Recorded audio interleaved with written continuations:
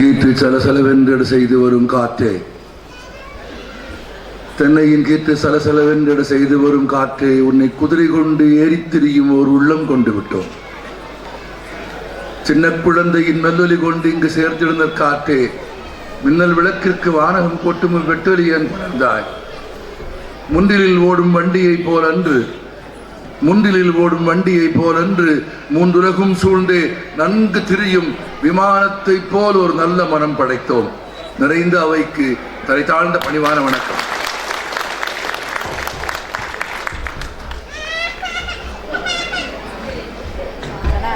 இந்த உலகத்திற்கு உயிர்கள் 4 வழிகளில் வருகிறது.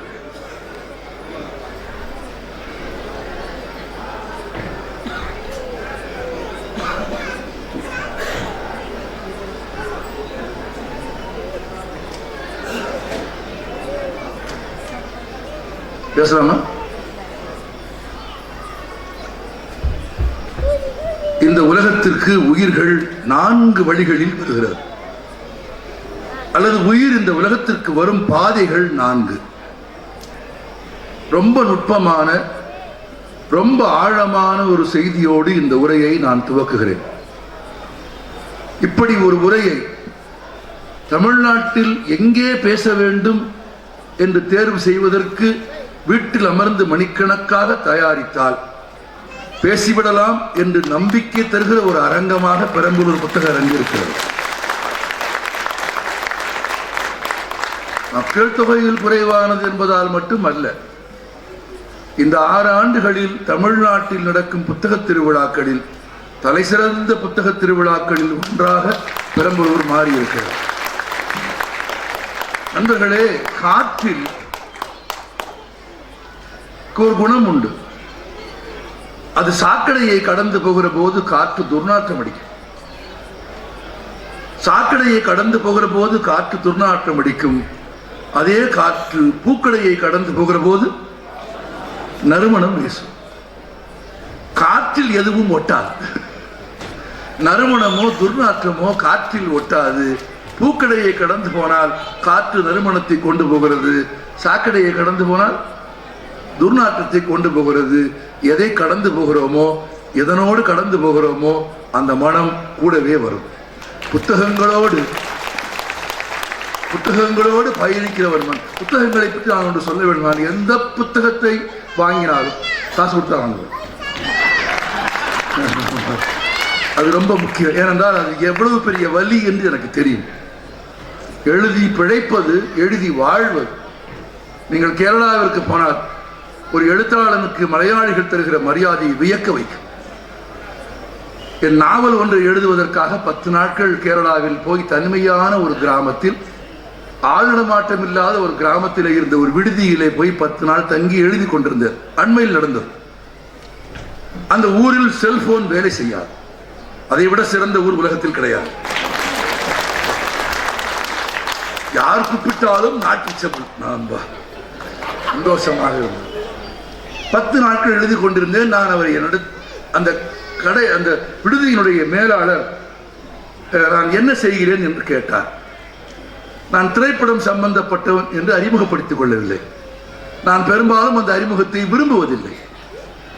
ஏன்னா அது ஒரு சிரமமான, கஷ்டமான ஒரு அறிமுகமாகவே ஆகிவிடுகிறது எங்களுக்கு அனுபவத்தில். ரொம்ப எளிதான ஒரு அறிமுகம் இருக்கிறது. எழுத்தாளர் என்று சொன்ன மாத்திரத்திலேயே இது லூசு அப்படின்னு தமிழ்நாட்டில் வெளிகீர் வாங்கிய அப்படிங்கிற நம்பிக்கையில நான் அவரிடத்துல ஐ எம் ரைட்டர் என்று சொன்னேன்.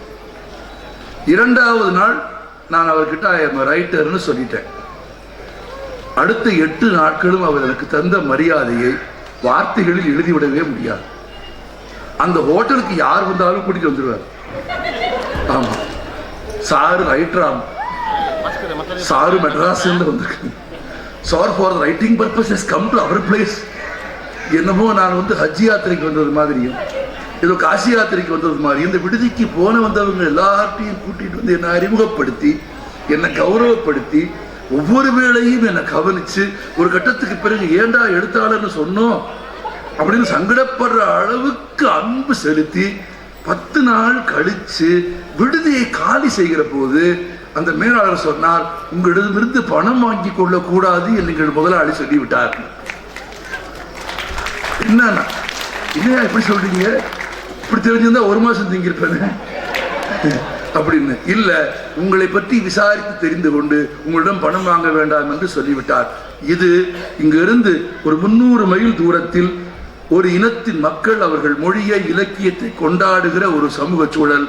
ஆனால் தமிழ்நாட்டில் நீங்க யார்கிட்டயாவது போய் நான் எழுத்தாளர் அப்படின்னு சொன்ன உடனே அடுத்த ரியாக்ஷன், எழுதுறியா, என்ன எழுதுற, எங்க எழுதுற, எதுவும் கேட்க மாட்டாங்க. சோத்துக்கு என்ன பண்ற முதல் கேள்வி தான். ஏன்னா அவ்வளவு அலர்ஜி. ஆமா, புத்தகம்னா எழுத்துனா ஒன்றை நன்றாக நினைவில் வைத்துக் கொள்ளுங்கள். புத்தகம், புதிய புத்தகம், அச்சிடப்பட்ட ஒரு புத்தகம் இருக்கிறது பாருங்கள். அதை வாசிப்பதற்கு முன்பு அதை திறந்து அதை முகர்ந்து பார்க்கிற நறுமணம் இருக்கிறது பாருங்கள். அது அது எந்த நறுமணத்திற்கு ஒப்பானது தெரியுமா? வீட்டில் விருந்தாளிகள் நிறைய பேர் வந்து விட்டால் இருக்கிற போர்வையெல்லாம் படுக்கையெல்லாம் விருந்தாளிகளுக்கு கொடுத்து விட்டு படுப்பதற்கு பாயும் தலகாணியும் இல்லாத போது துவைப்பதற்காக பிரம்பு குழியில் போட்டு வைத்திருந்து தான் கழற்றி வைத்திருந்து 2 நாட்களுக்கு முன்பு அம்மா அவிழ்த்து போட்ட அவளது வியர்வையும் உழைப்பும் அவளது வாசனையும் கலந்த புடவையை கொண்டு வந்து கொடுப்பார்கள். வீட்டில் போர்வை இல்லை, பாய் இல்லை, வந்தவங்களுக்கு கொடுத்தாச்சு, இதை விரிச்சு படுத்துக்கடா என்பார்கள். அம்மா அவிழ்த்து போட்ட புடவையில் படுத்து கிடந்தால் என்ன மனம் இருக்குமோ, என்ன சுகம் இருக்கும். நான் உலகில் ஏறக்குறைய 25-30 நாடுகளுக்கு போயிருக்கிறேன். விலை உயர்ந்த விடுதிகளில் தங்கியிருக்கிறேன், விலை உயர்ந்த படுக்கைகளில் படுத்திருக்கிறேன். ஆனால் சொல்லுகிறேன், இந்த அரங்கில் சொல்லுகிறேன், அம்மா அவிழ்த்து போட்ட அழுக்கும் வேர்வையில் நிறைந்த அந்த புடவைக்கும் மனத்திற்கும் அதன் இன்பத்திற்கும் இணையான ஒரு படுக்கையை உலகம் இன்னும் கண்டுபிடிக்கவே இல்லை. அந்த மனத்திற்கு இணையான ஒரு மனம் எதற்கேனும் உண்டென்றால் அது புத்தகங்களுக்கு உண்டு. கவிதா ரொம்ப அழகாக ஒரு வார்த்தை சொல்லிவிட்டு போனார், படித்தவன் சாவான், எழுதினவன் சாவான், புத்தகம் சாகான். படித்தவன் சாவான், எழுதினவன் சாவான், புத்தகம் சாவான். வாழ்கிற காலத்திலேயே புத்தகம் ஒரு அனுபவம் கொடுக்கும். நான் பலமுறை சொல்லி இருக்கிறேன். நான் 15 வயதில் 19 வயதில் படித்த புதுமை பித்தன் வேறு, இன்றைக்கு படிக்கிற புதுமை பித்தன் வேறு. 19 வயதில் நான் கேட்ட மகாபாரதம் வேறு, இன்றைக்கு நான் படிக்கிற மகாபாரதம் வேறு. இறைத்தூதரின் மொழிகள் என்று 23 வயதில் நான் தேடி படித்த அபிகள் நாயகத்தினுடைய சொற்கள் என்ன பொருள் தந்ததோ அன்றைக்கு நான் வாசித்த போது எனக்கு எட்டிய பொருள் வேறு. இன்றைக்கு வாசிக்கிற போது அதன் விஸ்தீரணம் மேலும் புலப்படுகிறது. புத்தகம் எனக்கு ஒரு உண்மையை சொல்கிறது. அது மாறாமல் அப்படியே இருந்து கொண்டு வாசிக்க வாசிக்க வயது ஏற ஏற எனக்குள் என்ன மாற்றம் நடக்கிறது என்பதை எனக்கு காட்டுகிற மாபெரும் கண்ணாடியாக இந்த உலகத்தில் புத்தகம் மட்டும்தான் இருக்கிறது. புத்தகங்கள் அற்புதம். புத்தகங்களை தேடுவது, புத்தகங்களை வாசிப்பது, புத்தகங்களில் இருந்து அனுபவம் பெறுவது, புத்தகங்களில் இருந்து அனைத்தையும் பெறுவது. நான் இந்த அரங்கில் நான் பேசுகிறேன், அவர் இவ்வளவு நேரம் அனைத்தும் புத்தகங்களை எங்களுக்கு கொடுத்த கொடை. ஒரு 9 வயது சிறுமியாக வியட்நாமில் நாபாம் குண்டுகளுக்கு அஞ்சி மேலே அணிந்திருந்த துணியை கழற்றி அழிந்து விட்டு நிர்வாணமாக ஓடி வந்த அந்த குழந்தையை 72ஆம் ஆண்டு நடந்த சம்பவத்தை எழுதுகிற போது கவிதா பிறந்திருக்கவே மாட்டார். ஆனால் பின்னால் ஒரு புத்தகம் 9 வயது சிறுமியின் நிர்வாணத்தை, அதற்கு பின்னே இருந்த போரின் கோரத்தை எனக்கு சொல்லுகிறது. அப்படித்தான் புத்தகங்கள் எல்லாவற்றையும் கற்றுக் கொடுக்கிறது. அப்படி எனக்கு புத்தகம் கற்றுக் கொடுக்கிறது. மனிதனே, இந்த உலகத்திற்கு உயிர்கள் 4 பாதையில் வருகிறது. எந்தெந்த பாதையிலே வருகிறது? சமஸ்கிருதம் அதை 4 சொற்களால் குறிக்கிறது.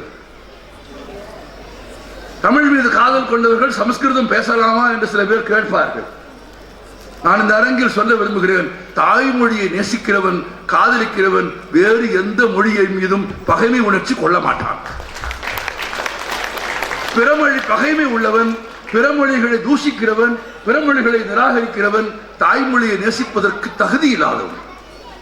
ஒன்றை நினைவில் வைத்துக் கொள்ளுங்கள், வடமொழி புலமை கம்பனுக்கு இல்லாமல் இருந்திருந்தால் தமிழில் ஒரு ராமாயணத்தை நீங்கள் பார்த்திருக்கவே முடியாது.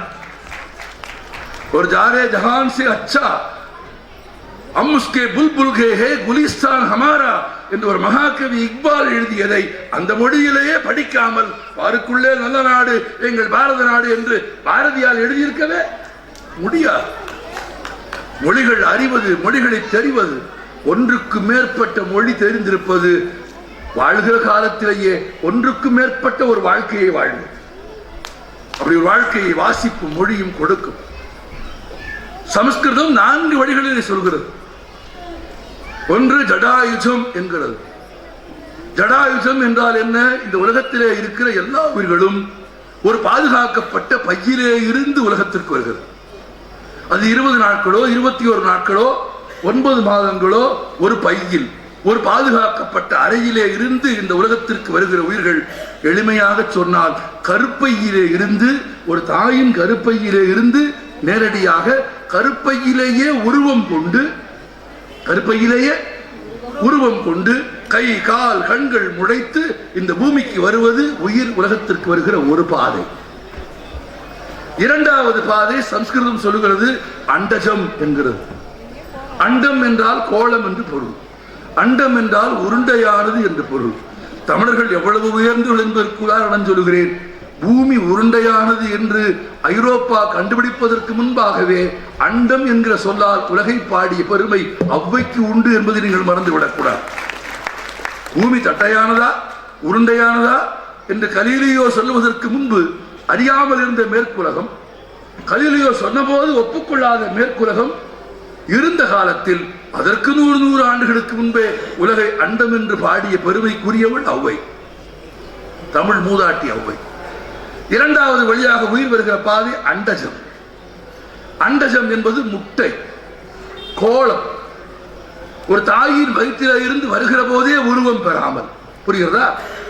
ஒரு தாயின் வயிற்றிலே இருந்து வருகிற போதே உருவம் பெறாமல் வெளியே ஒரு முட்டையில் அது மூடி பாதுகாக்கப்பட்ட ஒரு உரைக்குள் இருந்து அதற்குள் திரவ நிலையாக இருந்து இந்த பூமிக்கு வந்து, இந்த பூமி தருகிற வெப்பத்தால் அல்லது தாய் தருகிற வெப்பத்தால் அந்த திரவ நிலையில இருந்து திடநிலைக்கு மாறி உயிர் பெற்று வரும். இது அண்டம் என்கிற கோளத்திலே இருந்து, முட்டையிலே இருந்து வருகிற உயிர்கள் இரண்டாவது வகை. இதுல ஒரு முக்கியமான வேறுபாடு இருக்கிறது. கருப்பையிலே இருந்து வருகிற குழந்தை கருப்பையை சிதைப்பதில்லை. கருப்பையிலே இருந்து வருகிற உயிர், கருப்பையிலே இருந்து வருகிற குழந்தை மீண்டும் அந்த கருப்பையில் இன்னொரு உயிர் உருவாவதற்கான வாய்ப்பை நிராகரிப்பதில்லை, உருவாக்கி வைத்து விட்டுத்தான் வருகிறது. ஆனால் கோளமான அண்டகத்திலே இருக்கிற முட்டையிலே இருந்து வெளியே வருகிற உயிர், அது வெளியே வருகிற போதே தான் உயிர் பெறுவதற்கு எது காரணமாக இருந்ததோ அந்த முட்டையை, அந்த ஓட்டை உடைத்து நொறுக்கி விட்டு வரும். மீண்டும் அதில் ஒரு உயிர் வருவதற்கான வாய்ப்பை அது உருவாக்காது. இது அண்டஜம். மூன்றாவது ஸ்வேதச்சம். ஸ்வேத என்றால் மண், பூமி என்று பொருள். ஸ்வேதஜம் என்றால் மூன்றாவது வகையாக இந்த பூமிக்கு உயிர்கள் வருகிறது. எப்படி? தாவரங்கள். மண்ணிலே இருந்து பிறந்து உயிர் பெறுகிற மரங்கள், செடிகள், கொடிகள். தாவரங்களுக்கு உயிர்கள் உண்டுதானே? உண்டா இல்லையா? உண்டு. விஞ்ஞானம் மெய்ப்பித்திருக்கிறது. தன் ஆய்வுச்சாலையில் ஒரு எலியை நீண்ட நேரம் ஆய்வுக்காக சித்திரவதை செய்த போது தனது மேசையில் வைக்கப்பட்டிருந்த செடி வதங்கியதை ஒரு விஞ்ஞானி கண்டுபிடித்தான். ஆய்வுக்காக செய்யப்பட்ட போதிலும் தன் முன்னே ஒரு உயிர் வதைக்கப்படுவதை ஒரு தாவரம் பொறுத்துக் கொள்வதே இல்லை. உங்களுக்கு நம்பிக்கை இருந்தால் சோதித்து பாருங்கள். உங்கள் வீட்டில் ஒரு செடி இருந்தால், உங்கள் வீட்டில் ஒரு மரம் இருந்தால், அதற்கு வழக்கமாக தண்ணீர் ஊற்றுகிற பழக்கம் உங்களுக்கு இருந்தால், நீங்கள் தண்ணீர் எடுத்துக்கொண்டு போகிற போது அது நீங்கள் தான் வருகிறீர்கள் என்று தெரிந்து கொள்ளும். என் தோட்ட செடிகளுக்கு நான் தண்ணீர் ஊற்ற முடியாமல் இப்படி நாடோடியாக ஊர் சுற்றுகிற நாட்களில் என் மகள் தான் ஊற்றுவார். நான் திரும்ப போன பிறகு என் மகள் சொல்லுவார், பேராசிரியர் பழமலையும் அதை எழுதியிருந்தார். பேராசிரியர் பழமலை எழுதியதை நான் படித்தேன். என் வாழ்க்கையில் என் மகள் எனக்கு சொன்னாள், நான் இல்லாத 2 நாட்களும் செடிக்கு தண்ணீர் ஊற்றும் மகளே என்று சொல்லிவிட்டு வந்து விட்டேன். அப்பா, நாங்கள் ஊற்றத்தான் செய்கிறோம் அப்பா, ஆனாலும் நீங்கள் ஊர் இல்லை என்பது அதற்கு தெரிகிறது அப்பா என்று மகள் சொன்னார். தாவரங்களுக்கு உயிர் உண்டா? உயிர் உண்டு. மண்ணிலே இருந்து பெறப்படுகிற தாவரங்கள், மரங்கள், செடிகள், கொடிகள், இதை ஸ்வேதஜம் என்கிறது சமஸ்கிருதம். நான்காவது உட்பஜம். அது கரு இல்லை, முட்டை இல்லை, வெறும் சூட்டில் பிறக்கும் உயிர்கள். ஒரு மாடு சாணம் போட்டு விட்டு போகிறது, அந்த சாணத்தில் ஒரு உயிர் பிறப்பதற்கான அறிகுறியே இல்லை, இல்லையா? ஒன்றும் செய்யாம சும்மா இருக்கிறத பார்த்து என்ன சொல்லுவோம்? மாட்டுச்சாணின்னு சொல்லுவோம். ரொம்ப வேலையே செய்யாம சும்மா திரியவனை பார்த்து மாடுன்னு சொல்லுவோம். சொல்லுவோமா? திட்டுவோமா? ஆனா இப்ப சொல்ல முடியாது, இப்ப சொல்லவே முடியாது. தமிழ்நாட்டில் இப்போ எவனை பார்த்து மாடுன்னு நீங்க சொல்லிடவே முடியாது. ஏன்னா உலகம் தோன்றிய நாளிலே இருந்து திரும்பவும் சொல்லுகிறேன், உலகம் தோன்றிய நாளிலே இருந்து அலைகளை தான் உற்பத்தி செய்கிறோம் என்று நம்பிக்கொண்டிருந்தது கடல். ஆனால் கடலுக்கு தமிழன் சொன்னான், கரையில் அலைகளை உற்பத்தி செய்து காட்டுவான் தமிழன் என்று. கரையில் தமிழன் உற்பத்தி செய்த அலைதான் தமிழகமெங்கும் விரவி பாய்ந்ததன் விளைவாக யாரையும் கை நீட்டி மாடு என்று சொல்ல முடியாது. முட்டி புரட்டி போட்டுவிடும், யாராக இருந்தாலும் முட்டி புரட்டி போட்டுவிடும் என்கிற இடத்திற்கு வந்து விட்டது. மாடு சாணம் போடுகிறது, அதில் என்ன இருக்கிறது? ஆனால் மாட்டின் சாணத்திலே இருக்கிற சூட்டிலே இருந்து ஒரு உயிர் பிறக்கிறது. புழுக்கள் பிறக்கிறதா? மழை பெய்த உடனே மண்ணிலே இருந்து ஈசல் வருகிறதா? மண்ணிலே இருந்து ஈசல் வருகிற பாதையில் தரையோடு தரையாக படுத்து ஈசல் புறப்பட்டு வருகிற பொந்தில் வாய் வைத்து ஊதி சல்லடையில் ஈசலை பிடித்து பச்சரிசியோடு அரிசியோடு வறுத்து சேர்த்து சாப்பிட்ட அனுபவம் யாருக்காவது உண்டா? யாருக்குமே இல்லையா? ரொம்ப பாவப்பட்ட வாழ்க்கை, ரொம்ப பாவப்பட்ட வாழ்க்கை. அரிசி பச்சரிசியையும் ஈசலையும் சேர்த்து பொரித்து சாப்பிட்டா அப்படி ஒரு சுவை. ஈசலுக்கு ஒரு சிறப்பு உண்டு. அது பிறக்கிற போதுதான் அதற்கு சிறகு முளைக்கும். அது பிறக்கிற போதுதான் அதற்கு சிறகு முளைக்கும். சிறகு முளைத்த உடனேயே மரணம் வந்துவிடும். அதற்கு சாவதற்காகவே சிறகு முளைக்கும். அப்படி ஈசல், புழு, பூச்சிகள் வெறும் வெப்பத்திலே இருந்து பிறப்பை. அவைகள் கலப்பில் பிறப்பதில்லை. ஒரு ஆணும் பெண்ணும் இணை சேர்ந்து பிறப்பதில்லை. ஒரு முட்டையிலே இருந்து பிறப்பதில்லை. மண்ணிலே இருந்து பிறப்பது கூட இல்லை. வெறும் சூட்டில் பிறப்பவை. இப்படி 4 வழிகளில் இந்த உலகத்திற்கு உயிர்கள் வருகிறது என்று இன்றைக்கு விஞ்ஞானம் ஆய்வு செய்து உறுதிப்படுத்தியதை 100,000 ஆண்டுகளுக்கு முன்பே இந்தியர்கள் எழுதி வைத்திருந்தார்கள், அறிந்து வைத்திருந்தார்கள். அதிலும் இந்தியர்களில் தமிழர்களுக்கு பெரும் சிறப்பு உண்டு. 2300 ஆண்டுகளுக்கு முன்பு இந்த உலகத்தில் கடலோடிய ஒரு இனம் உண்டென்றால், நடுக்கடலில் பயணம் செய்த ஒரு இனம் உண்டென்றால் தமிழர்கள் தவிர வேறு யாரும் கிடையாது. மாபெரும் நாவாய்களில், மாபெரும் கடல்களில் தமிழர்கள் பயணம் செய்த பிறகுதான் கப்பலில் பயணம் செய்ய முடியும் என்ற நம்பிக்கையை ஐரோப்பியர்களுக்கு, அரேபியர்களுக்கு, உலகின் எல்லா இனங்களுக்கும் கற்றுக் கொடுத்தவர்கள் தமிழர்கள். எப்படி கடலை போகிறீர்கள்? காற்று திசை மாறி அடிப்பதை நீங்கள் எப்படி கண்டுபிடிக்கிறீர்கள்? கண்ணில் நீங்கள் தரையில் பார்க்கிற நதிகளைப் போலவே, கண்ணில் நீங்கள் தரையில் பார்க்கிற நதிகளைப் போலவே கடலில் நதிகள் உண்டு, பெருநதிகள் உண்டு. காற்றின் திசைக்கு ஏற்ப அந்த நதிகள் ஓடிக்கொண்டே இருக்கும். பார்ப்பதற்கு கடல் கரையில் அலையோடு இருக்கும். கரை தாண்டி உள்ளே போனால் அமைதியாக இருக்கும். ஆனால் அமைதியாக இருக்காது. ஆழ்கடலுக்கு கீழே பெரிய நதிகள் ஓடிக்கொண்டிருக்கும். இந்த பெரிய நதிகள் ஓடுகிற போக்கிலே தான் கப்பல் போகும். இந்த பெரிய நதிகள் காற்றடிக்கிற திசையை ஒட்டித்தான் ஓடும். காற்றடிக்கிற திசையை ஒட்டி கடலுக்கு அடியில் ஓடும் நதிகள் இருக்கிற திசையிலே போய் கப்பலை நிறுத்திவிட்டால் பெரும் சிரமம் இல்லாமல் பயணம் செய்து விடலாம். காற்றடிக்கும் திசைகளை எப்படி கண்டுபிடிப்பது? கடலுக்குள் ஓடும் நதிகளை எப்படி கண்டறிவது? தமிழன் கண்டறிந்தான். கடலுக்குள் போயில்லை, கரையிலேயே இருந்து கண்டுபிடித்தான். கரையில் வந்து தரையேறி கரையில் பின்னங்கால்களால் மண்ணை பெயர்த்து 70 முதல் 190 முட்டைகளை போடும் ஒரு பெண் ஆமை.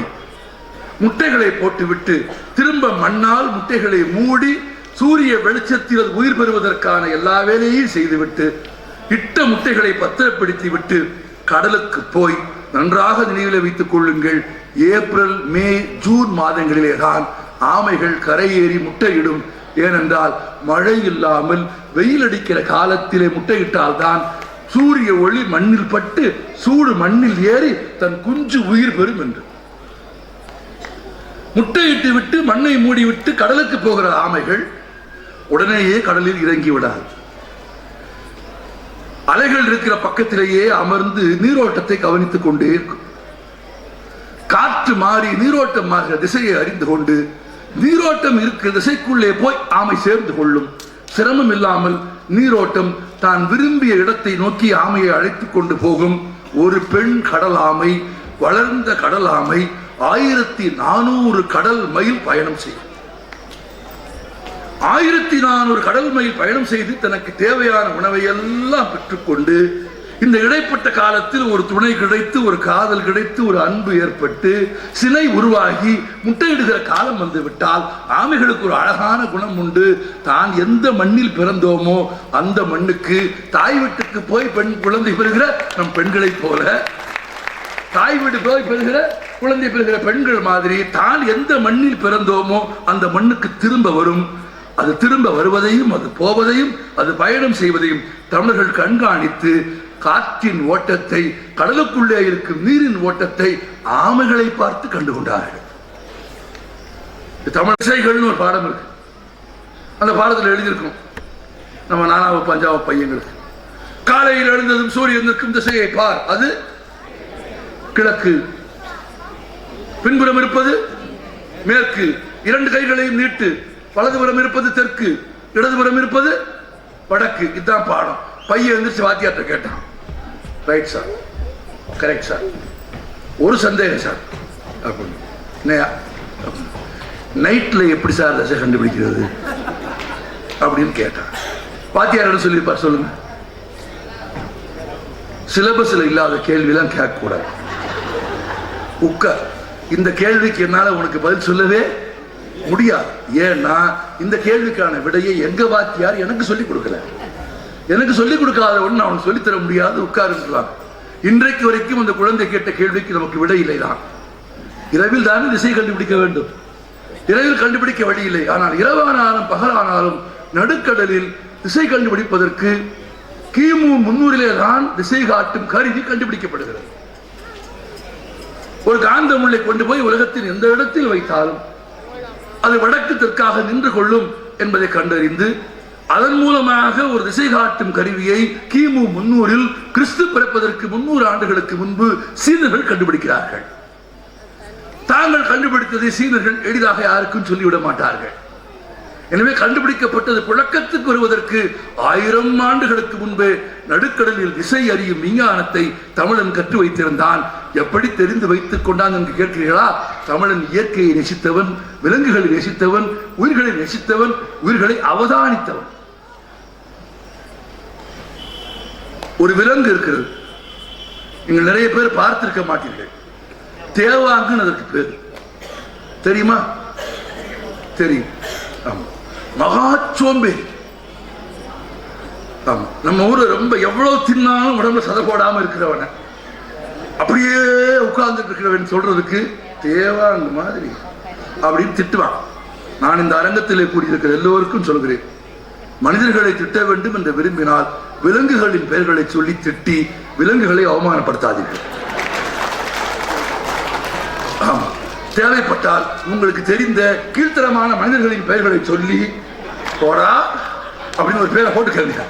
அவங்க உங்களுக்கு பிடிச்ச பேரை போட்டுக்கங்க. ஏன்னா போடா நாயே அப்படின்னு நீங்கள் சொல்வது நாயை அவமதிப்பது. நாய்க்கு நாய் நான் தானே பேர் வைத்தோம். நாய் பூனைக்கு பூனை யார் பேர் வச்சா? நம்ம தான். என்ன ஒரே ஒரு விஷயம், நாய்க்கு நாயினும் பூனைக்கு பூனை நம்ம பேர் வச்சோம்னு நாய்க்கும் பூனைக்கும் தெரியாது.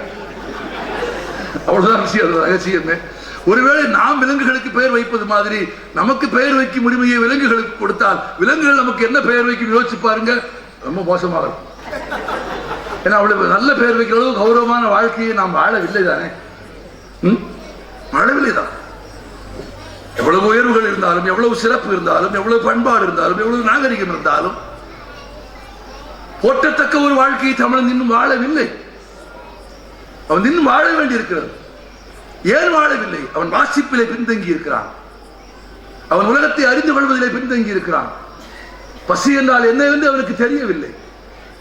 பாலியல் வன்முறை என்றால் என்னவென்று கண்ணதாசன் எழுதினார். குழந்தைகளைப் போல் வளர்க்கப்பட்டு விட்டோம் என்று. ஒரு சுனாமிக்கு முன்பு தமிழன் பெரும் வெள்ளங்களை பார்த்ததில்லை. ஒரு சுனாமிக்கு முன்பு பெரிய பேரழிவுகளை தமிழன் சந்தித்ததே இல்லை. ஆசீர்வதிக்கப்பட்ட குழந்தை தமிழன். ஆனால் அவருக்கு அறிவு இருந்தது, இயற்கையை நேசித்த பண்பு இருந்தது, குணம் இருந்தது. அவங்க சொன்னாங்க பாருங்க, பெரிய வீடு கட்டுகிறவன் வீட்டின் மாட்டியில் ஒரு கல் தொட்டி வைப்பான். இப்போதும் ஒன்றும் கெட்டு போய்விடவில்லை. பெண்கள் அதிகமாக இருக்கிற இந்த அரங்கில் தாய்மார்களை பார்த்து நான் பணிவோடு கேட்டுக்கொள்கிறேன், வீட்டில் ஒரு நல்ல மண் சட்டியில் நிறைய தண்ணீரை தயவு செய்து பறவைகளுக்கு நீங்கள் வைக்க வேண்டும் என்று பணிவோடு கேட்டுக்கொள்கிறேன். இது புத்தக திருவிழாவிலே கிடைத்த புண்ணியமாக கூட இருக்கட்டும்.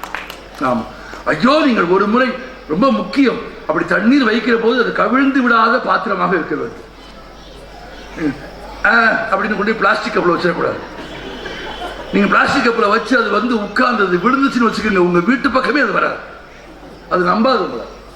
ஆமா, நல்ல மண் சட்டி ஒன்று வாங்கி போகும்போதே இருந்தா கூட இந்த மீன் குழம்பு வைக்கிற சட்டியை பற்றி அதான் கரெக்டு. மீன் குழம்பு வைக்கிற மாதிரியான நல்ல கனமான ஒரு பெரிய மண் சட்டியை வாங்கி அது நிறைய தண்ணி ஊற்றி வச்சுட்டு பாருங்க. ஆமா, வந்துருவாங்க. அவ்வளவு அவ்வளவு விருப்பமா வருவாங்க. வந்து தாக பிடிப்பாங்க.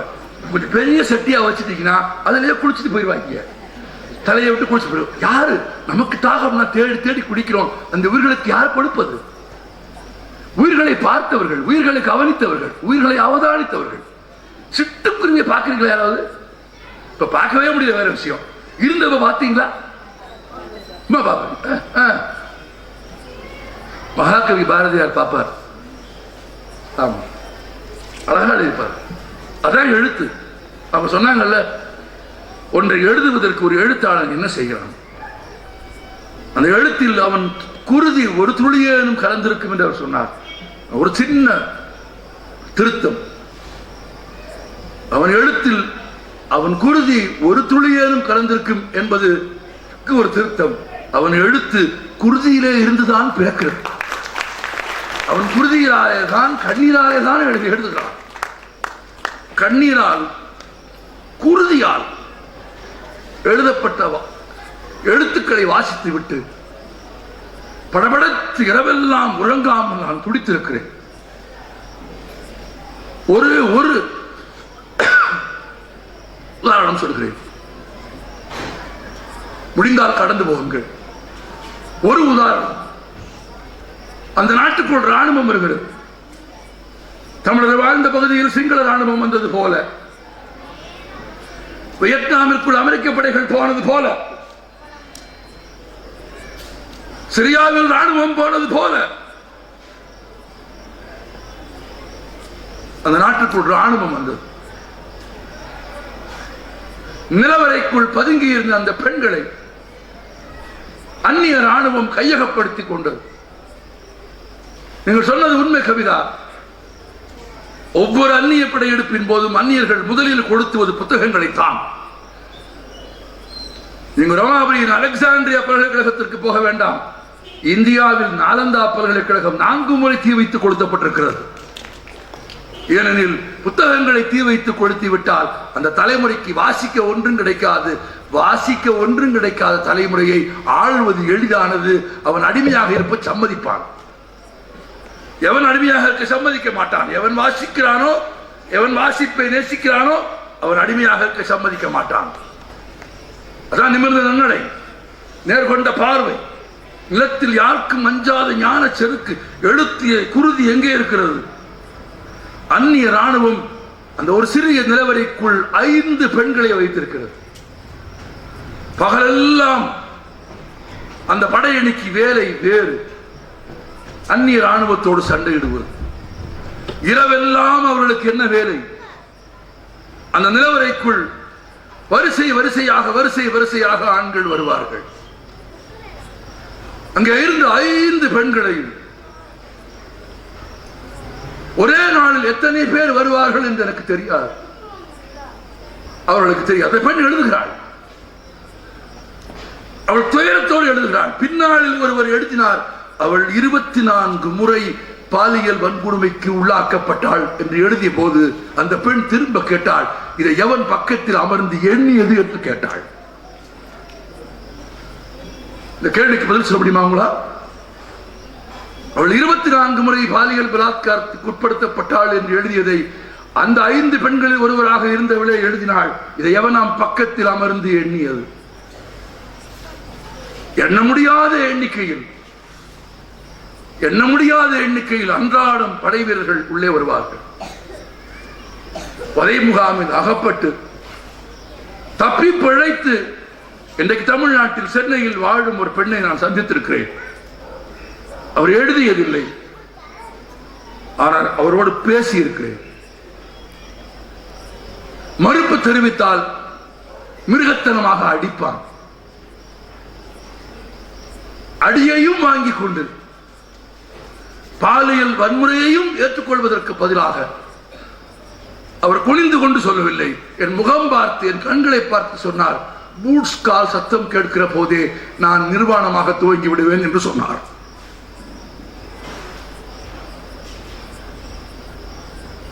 இது எழுத்தில் இருக்கிறது. எண்ணிக்கையில் படை வீரர்கள் பாலியல் வன்முறை செய்து கொண்டே இருக்கிறார்கள். 20 நாட்களுக்கு மேலாகிவிட்டது.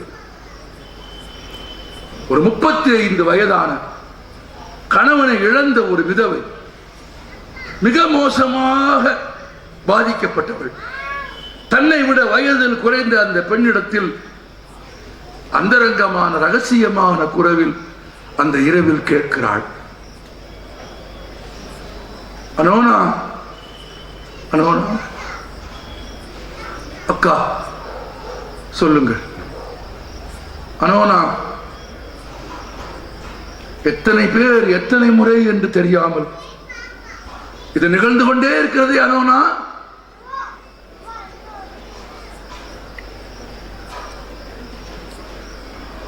இந்த காட்டுமிராண்டிகளின் கரு, இந்த காட்டுமிராண்டிகளின் உயிரணு நம் உடம்பில் தங்கிவிடுமா அனோனா? நீ கருவுற்று விடுவாயா அனோனா?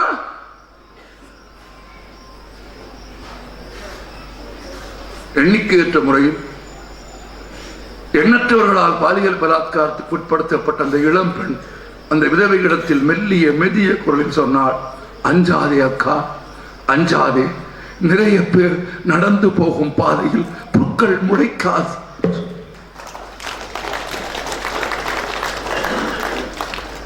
நிறைய பேர் நடந்து போகும் பாதையில் புற்கள் முளைக்காது. எழுத்து என்று நடந்தது, எங்கே நடந்தது, எப்போது நடந்தது என்பதை விடுங்கள்.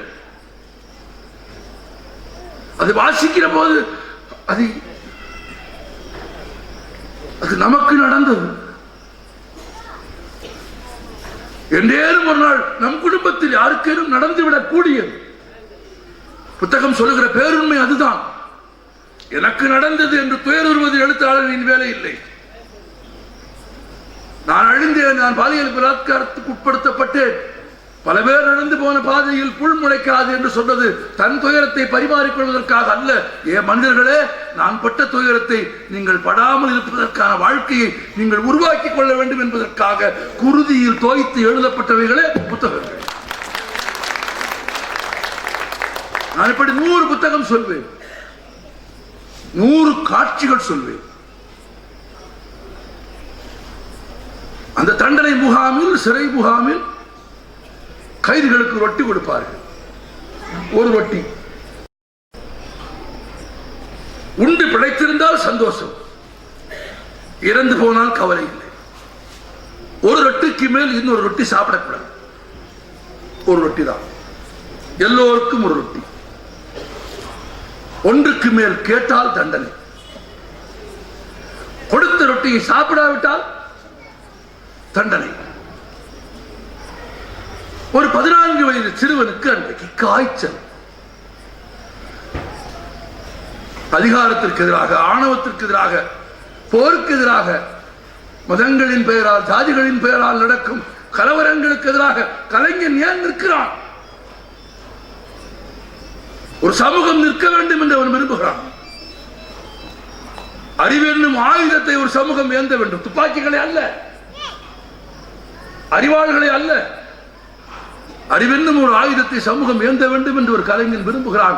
அதனாலேதான் தான் பட்ட துயரங்களை சமூகத்திற்கு சொல்லுகிறான், எழுதுகிறான், பதிவு செய்கிறான். படிக்க வேண்டும் என்று கேட்கிறான். அவன் குருதியில் தோய்த்ததை படிக்காமல் கடந்து போவது, புத்தகங்களை வாசிக்காமல் கடந்து போவது அவனை மீண்டும் ஒரு முறை கொல்வதற்கு சமானம்.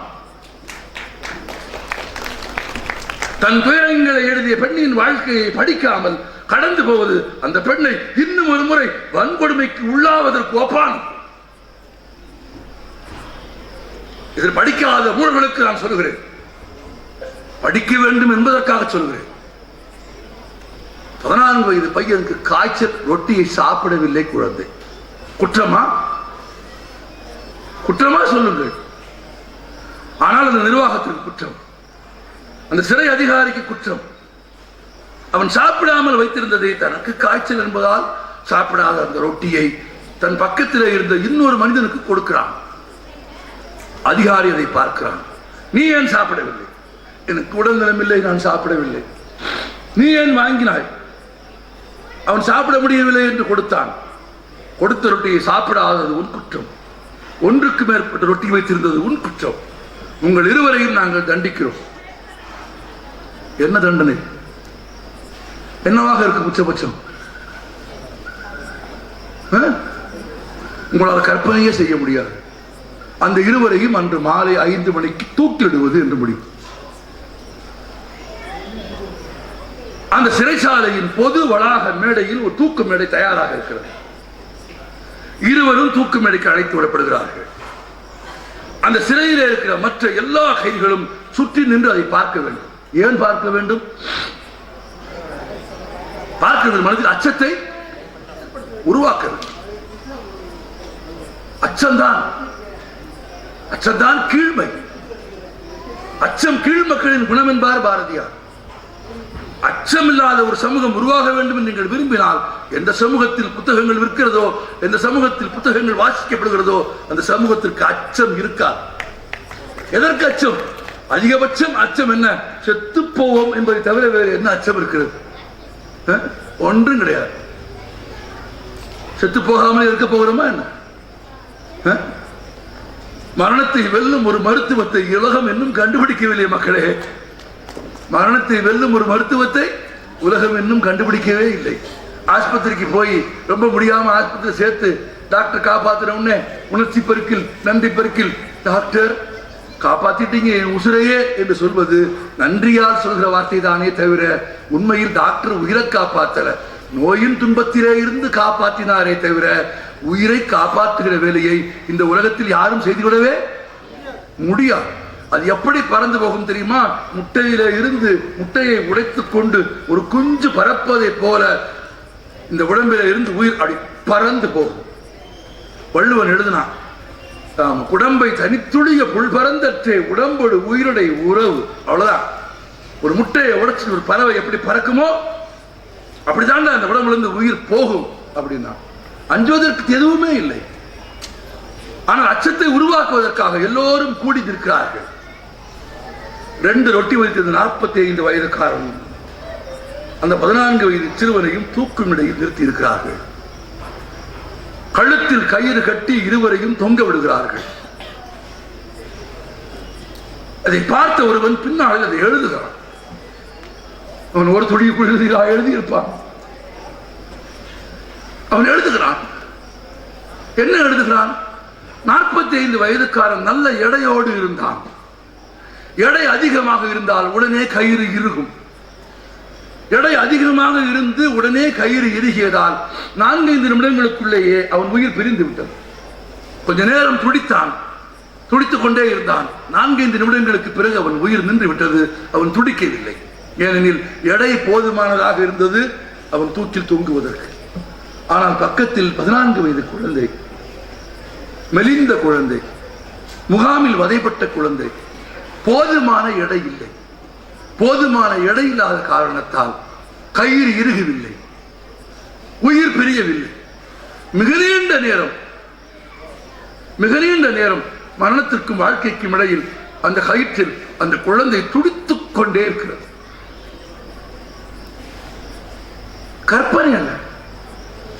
திரைப்படம் அல்ல, வாழ்க்கை.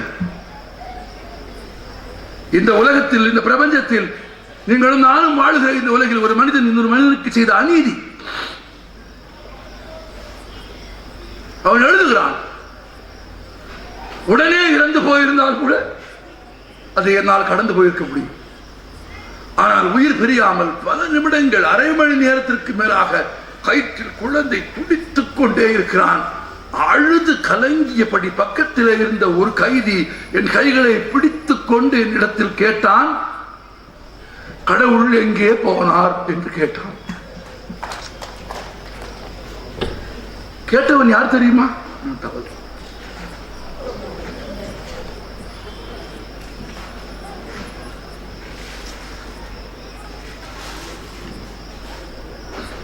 யார்? அந்த பையனின் தகப்பன். அந்த பையனின் தகப்பன் நண்பனிடத்தில் கையை படித்துக் கொண்டு கேட்டான், கடவுள் எங்கே போனார், கடவுள் எங்கே போனார் என்று கேட்டான். பின்னால் இந்த நினைவு குறிப்பை எழுதிய அந்த மருத்துவன் அந்த குழந்தையின் தகப்பனிடத்தில் சொன்னான், அவர்தான் கயிற்றில் தொங்கிக் கொண்டிருக்கிறார் என்று. அவர்தான் கயிற்றில் தொங்கிக் கொண்டிருக்கிறார். கயிற்றில் தொங்கியது குழந்தை அல்ல. அதை காப்பாற்ற முடியாமல் போன கடவுள் கயிற்றிலே தொங்குகிறார். அல்லது குழந்தையும் கடவுளும் ஒன்று. இந்த எழுத்துத்தான், புத்தகம் தான் சொல்லுகிறது. எவ்வளவு துயரமா இருக்கிறீர்களா? நந்தங்களை நான் உங்களுக்கு சொல்கிறேன், துயரம் மனிதர்களை தூய்மைப்படுத்துகிறது. தெரியுமா உங்களுக்கு? துயரத்திற்கு ஒருபோதும் அஞ்சாதீர்கள். துயரம் மனிதர்களை தூய்மைப்படுத்தும். வெறும் மகிழ்ச்சியும் சந்தோஷமும் கொண்டாட்டமும் மனதில் வெறி உணர்ச்சியை தான் உண்டுக்கும். ஆனால் எப்போதேனும் மூண்டு வருகிற துயரம் மனிதர்களை தூய்மைப்படுத்துகிறது. தூய்மை உணர்ச்சியை எது கொடுக்கிறது? புத்தகம் கொடுக்கிறது, வாசிப்பு கொடுக்கிறது. ஒரு குழந்தை பிறக்கிற போது அதன் தாயின் வயிற்றில் இருந்தது பெற்ற உணர்வின் உயிரின் தொடர்ச்சியான தொப்புள் கொடியை நறுக்குகிறோமா? உங்களுக்கு தெரியுமா? மனிதர்கள் தேவர்களை காட்டிலும் உயர்ந்தவர்கள். இந்த உலகின் எந்த கடவுளை காட்டிலும் மனிதன் உயர்ந்தவன். ஏன் தெரியுமா? உலகின் கடவுளுக்கு, தேவர்களுக்கு, தேவதைகளுக்கு புராணங்களும் வேதங்களும் சொல்கிறபடி அவைகளுக்கு தொப்புள் கொடி கிடையாது. ஏனெனில் அவர்கள் ஒரு தாயின் வயிற்றில் பிறந்தவர்கள் இல்லை. பாவம். ஒரு தாயின் வயிற்றில் பிறந்தவர்கள் இல்லை என்பதால் அவர்களுக்கு தொப்புள் கொடி கிடையாது. நமக்குண்டு. நண்பர்களே, தொப்புள் கொடி என்பது பம்பரம் விடுகிற இடம் இல்லை. சினிமாக்காரர்கள் எங்கே வேணுமானாலும் விடுவார். சினிமாக்காரன் தான் அதை சொல்ல முடியும். தொப்புள் கொடி என்பது பம்பரம் விடுகிற இடம் இல்லை. என் வாழ்நாளில் என் தாய் 7 வயதிலும் இறந்து போனார். என் தாய் இல்லை. தாயின் நினைவுகளே கூட தேய்ந்து போகிற வாழ்க்கையின் இறுதியை நோக்கி போகிற கணத்திலும் என் தாயுள் இருந்தேன். கருவாய் இருந்தேன், திருவாய் இருந்தேன், உருவாய் மாறினேன். அவளே எனக்கு உணவளித்து உயிர்வளித்தாள் என்பதை எனக்கு வாழ்நாள் முழுவதும் நினைவுபடுத்துவதற்காக இயற்கை என் உடலில் வைத்த பேரழகு வாய்ந்த மச்சம் தொப்புள் கொடி. அது மனிதனுக்கு வாய்த்த பெரிய வரம். மகாகவி கலீல் கிப்ரான் சொன்னான், நான் இந்த குழந்தையின் தாய், நான் இந்த குழந்தையின் தகப்பன் என்று எந்த பெற்றோரும் சொல்லக்கூடாது என்று சொன்னான் கிப்ரான். அது உன் குழந்தை என்று நீ ஒருபோதும் சொந்தம் கொண்டாடாதே. இந்த உலகத்திற்கு அவனை அனுப்புவதற்கு, இந்த உலகத்திற்கு அந்த குழந்தையை அனுப்புவதற்கு உன்னை கடவுள் பயன்படுத்தினார் என்று மட்டும் நினைவிலே வைத்துக் கொள்ளலாம். இவரை பேசேஜ். ஆம் நண்பர்களே, 10 மாதம் திருவாகி கருவாகி வயிற்றில் இருந்து தொப்புள் கொடி துண்டிக்கப்பட்டு முடிச்சிடப்பட்டு தரையில் போடப்பட்ட ஒரு குழந்தை தனித்த ஒரு உயிராக வருகிறது. அதற்கு உறவு இல்லை, அதற்கு மதம் இல்லை, அதற்கு ஜாதி இல்லை, அதற்கு இனம் இல்லை, அதற்கு மொழி இல்லை. அது குழந்தை, அவ்வளவுதான். அம்மாவை தெரியாதா? தெரியாது. தாயை குழந்தைக்கு தெரியாது. பிறந்த குழந்தைக்கு தாய் தெரியாது. விலங்குக்கு தெரியும். நாய்க்குட்டிக்கு தாயின் மடி தெரியும், கன்றுக்குட்டிக்கு தாயின் மடி தெரியும். ஆனால் பிறந்த குழந்தைக்கு தாயின் மடி தெரியாது, தாயும் தெரியாது. பிறந்து ஒரு 3 நாளைக்கு கூப்பிட்டீங்கன்னா கூப்பிடுற பக்கம் திரும்பாது. பார்த்திருக்கீங்களா? நீங்க இங்கிட்டு இருந்து கூப்பிட்டா இப்படி அங்கிட்டு பார்க்கும். கேட்கும் திறன் இல்லை என்பது பொருள் இல்லை. கேட்கும் திறன் இருக்கும். ஆனால் எந்த திசையிலே இருந்து சத்தம் வருகிறதோ அந்த பக்கம் திரும்ப வேண்டும் என்கிற அறிவு இருக்காது. 45 நாட்களுக்கு கண்ணீரே வராது குழந்தைக்கு, தெரியுமா? வீட்டில் சொல்லுவாங்க, அழுகுது பாரு, கல் அழுக, ஒரு சொட்டு கண்ணீர் வரல, அது கல் அழுக எல்லாம் கிடையாது. 45 நாட்கள் வரையில் குழந்தைக்கு கண்ணீர் சுரப்பிகள் உருவாவதே இல்லை. கண்ணீர் சுரப்பி உருவான பிறகுதான் அது கண்ணீர் வருகிறது. பிறக்கிற போது ஒரு குழந்தை தனித்த ஆளாக வருகிறது. யாரிடத்தில் அன்பு செலுத்துகிறது? அதற்கு என்ன மொழி? நான் சொன்னேன், அதற்கு மொழி இல்லை, அதற்கு இனம் இல்லை, அதற்கு மதம் இல்லை, ஜாதி இல்லை. என்ன எப்படி சொல்லிட்டீங்க? நீங்க யாரு? நீங்க உங்க அப்பா அம்மா பிறக்கும் போது நீங்க என்ன பாரதி கிருஷ்ணகுமார் கிருஷ்ணகுமார் என்று பெயர் வைத்திருப்பதால் இந்துவாக அறியப்படுகிறேன். ஒரு இந்து பெற்றவர்களுக்கு பிறந்ததால் இந்துவாகிவிட்டேனா? நாய்க்கு பிறந்தது நாய் தானே. என் பெற்றோர்கள் இந்துவாக இருக்கலாம், பிறக்கும் போது நான் இந்து இல்லை, நான் குழந்தை. எனக்கு சமயம் இல்லை, எனக்கு இனம் இல்லை, எனக்கு மொழி இல்லை. இன்னும் சொல்ல போனால் 1.5 வயது வரையில் சிறு சிறு சொற்கள் பேசுகிற வரையில் ஒரு குழந்தை உலகத்தோடு உரையாட பயன்படுத்தும் குழந்தையின் பூமொழி அழுகை மட்டும்தான். பசித்தால் அழுகும். ஆமா, அழுகையாலே தான் உலகத்தோடு. அழுகிற போது யார் எடுத்து உணவு தருகிறார்களோ அவர்கள் மீது அது அன்பு செலுத்தும். அது தாயாக இருக்கிறார். அதான் விஷயம். கிப்ரான் ஒரு அபூர்வமான கவிதை எழுதினார். மகா கவிஞனம். நான் பிறந்த 3வது நாள் எனக்கு பால் ஊட்டுவதற்காக வேலைக்கு அமர்த்தப்பட்ட தாதியிடத்தில் என் தாய் கேட்டாள். நல்ல கவனி. நான் பிறந்த 3வது நாள் எனக்கு பால் ஊட்டுவதற்காக வேலைக்கு அமர்த்தப்பட்ட தாதியிடத்தில் என் தாய் கேட்டாள், குழந்தை ஒழுங்காக பால் குடிக்கிறானா என்று கேட்டாள். தாதி சொன்னால், அம்மா, இவ்வளவு ஆரோக்கியமாக குடிக்கிற குழந்தையை நான் பார்த்ததில்லை. 2 தனங்களிலும் 2 மார்பகங்களிலும் மாறி மாறி ஒரு நாளைக்கு 10-12 முறை வயிறார குழந்தை குடிக்கிறான் என்று தாதி சொன்னால், நான் எதிர்ப்பு தெரிவித்து அழுதேன். அதான் குழந்தையின் மொழி. என்ன சொல்லி அழுதேன்? அம்மா, அவள் போய் சொல்கிறாள். அம்மா, அவள் போய் சொல்கிறாள். அவள் குளிப்பதே இல்லை, நாற்றம் எடுக்கிறது அவள் உடல். ஆனாலும் உயிர் வாழ வேண்டும் என்கிற ஒரே காரணத்திற்காக மூச்சை கையில் பிடித்துக் கொண்டு பால் குடிக்கிறேன். அம்மா, அவள் போய் சொல்கிறாள் என்று நான் அழுது என் மொழியில் சொன்னேன். என் மொழி தாய்க்கும் புரியவில்லை, தாதிக்கும் புரியவில்லை. 30வது நாள் எங்கள் வீட்டுக்கு பாதிரியார் வந்தார். தொட்டிலில் கிடந்த என்னை பார்த்தார். பேப்டைஸ், ஞானஸ்தானம் செய்தார். செய்து விட்டு பாதிரி சொன்னார், அம்மா, இவன் கிறிஸ்தவனாக இருப்பதற்கே பிறந்தவன். நான் அழுதேன், நான் எதிர்ப்பு தெரிவித்தேன். அம்மா, பாதிரி போய் சொல்கிறான், அவன் வாங்குகிற சம்பளத்திற்கு விசுவாசமாக போய் சொல்கிறான். நான் கிறிஸ்தவனாக, முகமதியனாக, இந்துவாக, பார்சியாக, பௌத்தனாக இருப்பதற்கு இந்த உலகத்திற்கு வரவில்லை அம்மா, நான் மனிதனாக இருப்பதற்கு வந்தேன் அம்மா, அவன் போய் சொல்கிறான் அம்மா என்று நான் அழுதேன். என் மொழி தாய்க்கும் புரியவில்லை, பாதிரிக்கும் புரியவில்லை. 3 மாதங்கள் கழிந்தது. எங்கள் குடும்ப ஜோதிடன் வந்தான். என்னை எடுத்து மடியில் அமர்த்தி கொண்டு சொன்னார், ஆஹா, ராஜகலை, எதிர்காலத்தில் இந்த குழந்தை முதலமைச்சர் ஆவாச்சு, எதிர்காலத்தில் இந்த குழந்தை இந்த பகுதியில் மாபெரும் தலைவன் ஆவான். செய்திகள் நான் பேசுவதைத்தான் நீங்கள் கவனிக்க வேண்டும். ஆமா, நீங்க திடீர்னு கையெழுத்துதான் எனக்கே தெரியும் தப்பு பண்றோம். குழந்தையை எடுத்து மடியில் வைத்துக் கொண்டு ஜோதிடன் சொன்னான், இந்த குழந்தை எதிர்காலத்தில் இந்த பிரதேசம் முழுவதையும் ஆளும் சக்கரவர்த்தியாக வருவான் என்று. நான் வீறிட்டு அழுதேன். அம்மா, ஜோதிடன் போய் சொல்கிறான். ஜோதிடன் உண்மையா சொல்லுவான், பொய் தான் சொல்லுவான். ஐயோ, அவங்க உருவாக்கி வச்சிருக்கிற பொய்கள் இருக்கு, அதிலிருந்து மக்களை காப்பாற்றுவதற்காகவாது மக்களை படிக்க சொல்லணும். பூனை குறுக்க போனா, நம்ம ஒரு வேலையா வெளியே கிளம்பும் போது பூனை குறுக்க போனா திரும்பி ஓடிடாயா?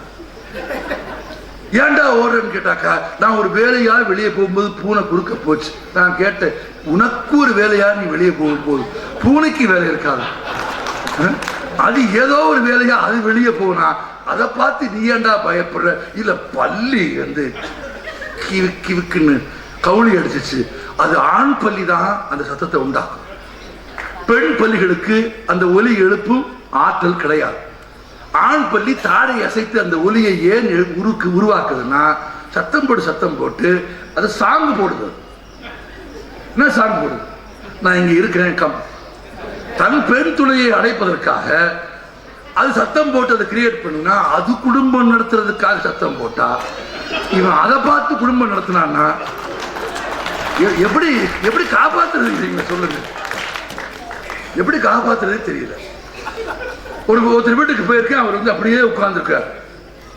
ஆமா, உடம்பு சொல்ல முடியாது. இல்லை ஒன்றும் இல்லை அப்படின்னா சரி சரி, அவர் வீட்டில் அவர் உட்கார்ந்துருக்காரு. பேசிட்டே இருந்தேன். 1 மணி நேரம் ஆச்சு, 1.5 நேரம் ஆச்சு, அவர் எந்திரிக்கவே இல்லை. ஏன்? நீங்க அஷ்டமி. அஷ்டமின்னா என்னையா அப்படின்னு கேட்டேன். எந்த வேலையும் செய்யக்கூடாது அப்படின்னு. காலை சாப்பிட்டியா அப்படின்னு கேட்டேன். அது சாப்பிட்டேன். அது ஏன் செஞ்ச? ஏண்டா நீ லூஸாக இருக்கிறது மட்டும் இல்லை, கூட இருக்க நீ லூஸாக்குறதுக்கு ஒரு தத்துவமாடா. ஜோதிடன் சொன்னான், அம்மா இவன் மாபெரும் சக்கரவர்த்தியாக வருவான். நான் எதிர்த்தேன், குரல் கொடுத்தேன். அம்மா ஜோதிடன் போய் சொல்லுகிறான். நாற்காலிகளை ஆழ்வதில் எனக்கு விருப்பம் இல்லை. பேரரசனாவது எனக்கு சம்மதம் இல்லை. ஒரு சித்தரசனாக இருக்கக்கூட நான் விரும்பவில்லை. நான் துன்பத்தை மனிதர்கள் கடந்து போவதற்கான மாபெரும் ரகசியமான இசையின் வழியே இந்த உலகத்தோடு உரையாடும் ஒரு இசைக்கலைஞனாக விரும்புகிறேன் அம்மா. ஒரு இசைக்கலைஞனாக இருப்பதற்குத்தான் இந்த உலகத்திற்கு வந்தேன் அம்மா என்று நான் அழுது சொன்னேன்.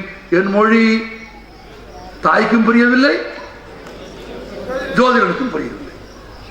30 ஆண்டுகள் கடந்து விட்டன. தாய் இல்லை உயிரோடு, தாதி இல்லை உயிரோடு, பாதிரியும் இல்லை உயிரோடு, ஜோதிடன் இருக்கிறான். இருப்பான் தானே, அவனுக்கு ஆயுசு கட்டிதானே. இல்லையா? எங்கள் ஊரின் மையத்திலே இருந்த ஊரே வியக்கும் வண்ணம் ஒரு இசை நிகழ்ச்சியை முடித்து விட்டு என் மக்களின் பாராட்டையும் இளம் பெண்களின் முத்தங்களையும் பெற்றுவிட்டு பெரும் சந்தோஷத்தோடு நான் வீடு திரும்பிக் கொண்டிருந்த போது என் நகரத்தின் பொது வெளியில் சோதரனை சந்தித்தான். ஏ தம்பி, என்னை நினைவிருக்கிறதா அவனுக்கு? இல்லை, எனக்கு தெரியவில்லை. உங்கள் குடும்ப ஜோதிடன்? ஜோதிடன் சொன்னான், நான் 30 ஆண்டுகளுக்கு முன்பே சொன்னேன் நீ ஒரு மாபெரும் இசைக்கலைஞனாக வருவாய் என்று. ஜோதிடன் முதலில் சொன்னதும் போய், இப்ப சொன்னதும் போய். ஆமா, 30 ஆண்டுகளுக்கு முன்பே நான் சொன்னேன் நீ மாபெரும் இசைக்கலைஞனாக வருவாய் என்று. நான் மறுப்பு தெரிவிக்கவில்லை. ஏன் மறுப்பு தெரிவிக்கவில்லை? 30 ஆண்டுகளுக்கு முன்பு அநீதிக்கு எதிராக முழங்கிய அந்த என் மொழியை நானும் மறந்து போயிருந்தேன் என்று முடித்தார் கலீல் கிப்ரான். 3 நாள் குழந்தையாய், 30 நாள் குழந்தையாய், 3 மாத குழந்தையாய் இருந்த போது அந்த உயிருக்கு இருந்த எதிர்ப்புணர்ச்சியின் அழுகை 30 வயதில் இல்லை. அந்த மொழியை நான் மறந்திருந்தேன். எனவே சோதிடன் சொல்வது பொய் என்று எனக்கு தெரியவில்லை. எதிர்ப்பின் குரல், அழுகையின் குரல், எதிர்ப்பின் மொழி. வெறும் கண்ணீர் அல்ல. நண்பர்களே, உப்பு ரொம்ப புனிதமானது. உப்பு ரொம்ப புனிதமானது. எவ்வளவு புனிதமானது தெரியுமா உங்களுக்கு? அது அது இல்லாது போனால் உண்ண முடியாது, கொஞ்சம் கூடினாலும் சாப்பிட முடியாது. அதன் புனிதம் அறியாமல் இதை பயன்படுத்தவே முடியாது. அது புனிதமானது என்பதாலே தான் அது கடலிலும், பிரம்மாண்டமான மாபெரும் கடலிலும், மிகச்சிறியதான கண்ணீர் துளியிலும் இருக்கிறது. கண்ணீரிலும் கடலிலும் உப்பு கலந்தது தற்செயல் அல்ல, இயற்கையின் பெரு விளையாட்டுகளில் ஒன்று. அப்படி வாழ்க்கையை பாடிப்பதற்கு, வாசிப்பதற்கு புத்தகங்கள் வேண்டும். வாசிப்பின் வழியாக ஒரு உயர்ந்த தரத்துக்கு ஏன் வருகிறோம்? நான் ஏன் இதை சொன்னேன்? பிறக்கும் போது ஒரு குழந்தைக்கு சமயம் இல்லை, ஜாதி இல்லை, இனம் இல்லை, மொழி இல்லை, எதுவும் இல்லை, பால் பேதம் கூட இல்லை குழந்தை. நீங்க சொன்ன போது ஒரு விஷயம் எனக்கு நினைவுக்கு வந்து, பெண்களின் உதவியை பற்றி அவர் சொன்னார். அவர் சொல்ல சொல்ல எனக்கு ஒரு ஆங்கில நாடகாசிரியர் எழுதிய ஒரு மேற்கோள் நினைவுக்கு வந்தது. எனக்கு பெயர் இப்போது நினைவுக்கு வரவில்லை, ஆனால் சொல்லிவிடுவேன். சர்ச் போட்டுருக்கேன், கிடைச்சிடும். அந்த மேற்கோள் நினைவே இருக்கிறது. உலக புகழ் பெற்ற ஒரு மேற்கோள். அந்த ஆங்கில நாடகாசிரியர் எழுதினான், பெண்கள் தாங்கள் ஆண்களுக்கு சமமாக நடத்தப்பட வேண்டும் என்று கேட்பது மூடத்தனமான. இதை ஏன் ஞாபகம் வச்சிருக்கேன்னு கேட்கிறீங்களா? அடுத்த வரி ரொம்ப முக்கியம். பெண்கள் தாங்கள் ஆண்களுக்கு சமமாக நடத்தப்பட வேண்டும் என்று கேட்பது மூடத்தனமானது. ஏனெனில் பெண்கள் ஆண்களை விட பல மடங்கு உயர்ந்தவர்கள். எப்போ ஒரு பெண்ணிடத்தில் நீங்கள் எதை வேண்டுமானாலும் கொடுத்து பாருங்கள், அதை அவள் பெரிதும் பெரிதாக்கி தருவாள். ஒரு துளி உயிர் அணுவை தாருங்கள், உங்களுக்கு அவள் ஒரு குழந்தையை தருவாள். அவளுக்கு ஒரு வீடு கட்டி கொடுங்கள், அதை அவள் இல்லமாக மாற்றி காட்டுவாள். மளிகை சாமான்கள் வாங்கி கொடுங்கள், மனம் கவரும் ஒரு உணவை அவள் உங்களுக்கு தருவாள். அவளிடத்தில் நீங்கள் எதை வேண்டுமானாலும் கொடுத்து பாருங்கள், அதை பெரிதும் பெரிதாக்கி அவள் ஆக்கி தந்து கொண்டே இருப்பாள். அவளுக்கு நீங்கள் குப்பையைத்தான் கொடுத்தால், அந்த ஆசிரியர் எழுதினார், அவளுக்கு நீங்கள் குப்பையைத்தான் கொடுத்தால் தயாராக இருங்கள், அவள் சாணியைத்தான் கொடுப்பாள். குப்பையை கொட்டிய கோபத்தில் அவள் சாணியை தரவில்லை, குப்பையிலிருந்து சாணிதான் வரும். என்ன கொடுக்கிறோமோ அது கிடைக்கும். எதை கொடுப்பது என்பதை ஒரு சமூகம் அறிந்திருக்க வேண்டுமா? அறிந்திருக்க வேண்டும். பெண்களை மதிப்பது, பெண்களை, புத்தகங்களை, குழந்தைகளை எப்படி நூலகங்களுக்கு தீ வைத்தார்களோ அப்படியே குழந்தைகளை கொள்வார்கள், அப்படியே பெண்களை பாலியல் வன்கொடுமைக்கு உள்ளாக்குவார்கள். 47 நாடு சுதந்திரம் அடைந்த போது ஒரு மாபெரும் மதக்கலவரம் வந்த போது இங்கிருந்து லட்சக்கணக்கான முஸ்லிம்கள் பாகிஸ்தானுக்கு போனார்கள், லட்சக்கணக்கான இந்துக்கள் பாகிஸ்தானில் இருந்து இந்தியாவிற்கு வந்தார்கள். சமூக விரோதிகள், மத துவேஷிகள் விரும்பியது போலவே கலவரம் நடந்தது. என்ன நடந்தது? முஸ்லிம் பெண்கள் இந்துக்களால் வன்கொடுமை செய்யப்பட்டார்கள், இந்து பெண்கள் முஸ்லிம்களால் வன்கொடுமை செய்யப்பட்டார்கள். இந்தியாவிலே இருந்து போன பெண்களை பாகிஸ்தானியர்கள் பாலியல் பலாத்காரம் செய்தார்கள், பாகிஸ்தானிலே இருந்து வந்த பெண்களை இந்தியர்கள் பலாத்காரம் செய்தார்கள். ஒரு கவிஞன் கேள்வி கேட்டான், ஒரு கலைஞன் கேள்வி கேட்டான், பாலியல் பலாத்காரத்துக்கு உட்படுத்தப்பட்ட பிறகு கருவுற்றிருக்கும் ஒரு குழந்தையின் வயிற்றிலே இருக்கிற குழந்தை இந்து குழந்தையா, முஸ்லிம் குழந்தையா? ஒரு காட்டுமிராண்டியினுடைய செயலால் ஒரு தாயின் வயிற்றில் உருவாகியிருக்கிற அந்த கரு இந்திய பிரஜையா, பாகிஸ்தானிய பிரஜையா? சொல்ல முடியுமா? முடியாது. பிறக்கிற போது எப்படி இருக்கிறோமோ அப்படி வாழ்நாள் வரையில் வாழுகிற மனது உங்களுக்கு வேண்டும். பாரதியார் எழுதினார், உனக்கு என்ன வேண்டும் என்று கேட்ட போது பாரதியார் சொன்னார், ரொம்ப அழகாக சொன்னார், வயது மூத்த ஒரு கிழவனின் அனுபவமும், ஒரு கிழவனின் அனுபவமும், ஒரு நடுவயதுக்காரனின் மன உறுதியும், ஒரு இளைஞனின் உற்சாகமும். நல்ல கவனிங்க நீங்க. ஒரு கிழவனின் அனுபவமும், ஒரு நடுவயதுக்காரனின் மன உறுதியும், ஒரு இளைஞனின் உற்சாகமும், ஒரு குழந்தையின் ஹிருதயமும் எனக்கு வேண்டும் என்று பாரதியார் கேட்டார். ஒரு குழந்தையின் இருதயம் வேண்டும் என்று கேட்டதாலே தான் சாதிகள் இல்லையடி பாப்பா என்று பாடினார். ஒரு குழந்தையின் இருதயம் வேண்டும் என்று கேட்டதாலே தான் ஒரு புயல் வந்து மழையில் பறவைகள் செத்து கிடந்த போது அவைகளை பூரா சேர்த்து எடுத்துக்கொண்டு போய் மனிதர்களுக்கு செய்வது போல் ஈமச்சடங்கு செய்தார். அதனால்தான் காக்கை குருவி எங்கள் ஜாதி என்று பாடினார். பிறக்கிற போது இருக்கிற மனம் போல அந்த குழந்தை மனம் ஜாதிகளை கடந்த, மதங்களை கடந்த, இனங்களை கடந்த, மொழிகளை கடந்த மனிதனை மனிதனாக நேசிக்கிற குணம் வேண்டும். அது இல்லாது போனால், அது தொலைந்தால், நான் ஒரே ஒரு சம்பவத்தை உங்களுக்கு நிறைவு செய்ய விரும்புகிறேன். என் வாழ்நாளில் இறுதி வரை நான் சுமக்க போகும் துயரம் நிறைந்த ஒன்றை உங்களோடு பகிர்ந்து கொள்ள விரும்புகிறேன். என்னால் சுமக்க முடியவில்லை என்பதால் உங்களோடு பகிர்ந்து கொள்கிறேனா என்று யோசித்து பார்க்கிறேன். இல்லை, ஒவ்வொரு முறை பகிர்ந்த பிறகும் கனம் அதிகரித்துக் கொண்டே போகிறது. இதே தமிழ்நாட்டில், இதே இந்தியாவில் எப்படி 47 இந்துக்களுக்கும் முஸ்லிம்களுக்கும் இடையில் நடந்த மோதலில் பெண்கள், குழந்தைகள் காயமுற்று அவமானமுற்றார்களோ, அப்படியே இதே தமிழ்நாட்டின் தென் பகுதியில் நான் ஒரு அரசு வங்கியில் பணியாற்றி கொண்டிருந்த காலத்தில் ஒரு சாதி கலவரம் நடந்தது. 2 சாதிகளுக்கு இடையில் மோதல். வெட்டி கொண்டார்கள். தலைக்கணக்கு வைத்து வெட்டினார்கள். நீ 2 பேரை போட்டியா, நான் 2 பேர் போடுறேன். நீ 3, நான் 4, 5. 2 தரப்பிலும் 18 பேர். 2 தரப்பிலும் இந்த 18 பேரில் ஒரு சிலர் தவிர பெரும்பான்மையானவர்கள் ஏதுமற்ற அப்பாவிகள். இந்த கலவரத்திற்கோ, இந்த மோதலுக்கோ, இந்த பகைமைக்கோ துளிக்கூட சம்பந்தம் இல்லாதவர்கள். மழையே பெய்யாது தன் புஞ்சை காட்டில், மழையே பெய்யாது தன் புஞ்சை காட்டில் அதை உழுது வைப்பார்கள். காட்டு விதைப்புக்காக, காட்டு விதைப்புக்காக தன் புழுதி காட்டில் உழுது கொண்டிருந்த ஒரு சம்சாரியை, அவன் ஒரு குறிப்பிட்ட ஜாதியை சேர்ந்தவன் என்பதால் ஒரு கூட்டம் போகிற போக்கில் வெட்டி விட்டு போகிறது. மழையால் குளிர்ந்து போகாமல் இருந்த அவன் சிறிய மண், அவன் கையகல பூமி அவன் குருதியில் நனைகிறது. நிறந்து போனான். அப்புறம் போலீஸ் வந்தது. போலீஸ் கடைசியாகத்தானே வரும். 7வது நாள் 8வது நாள் வருமா?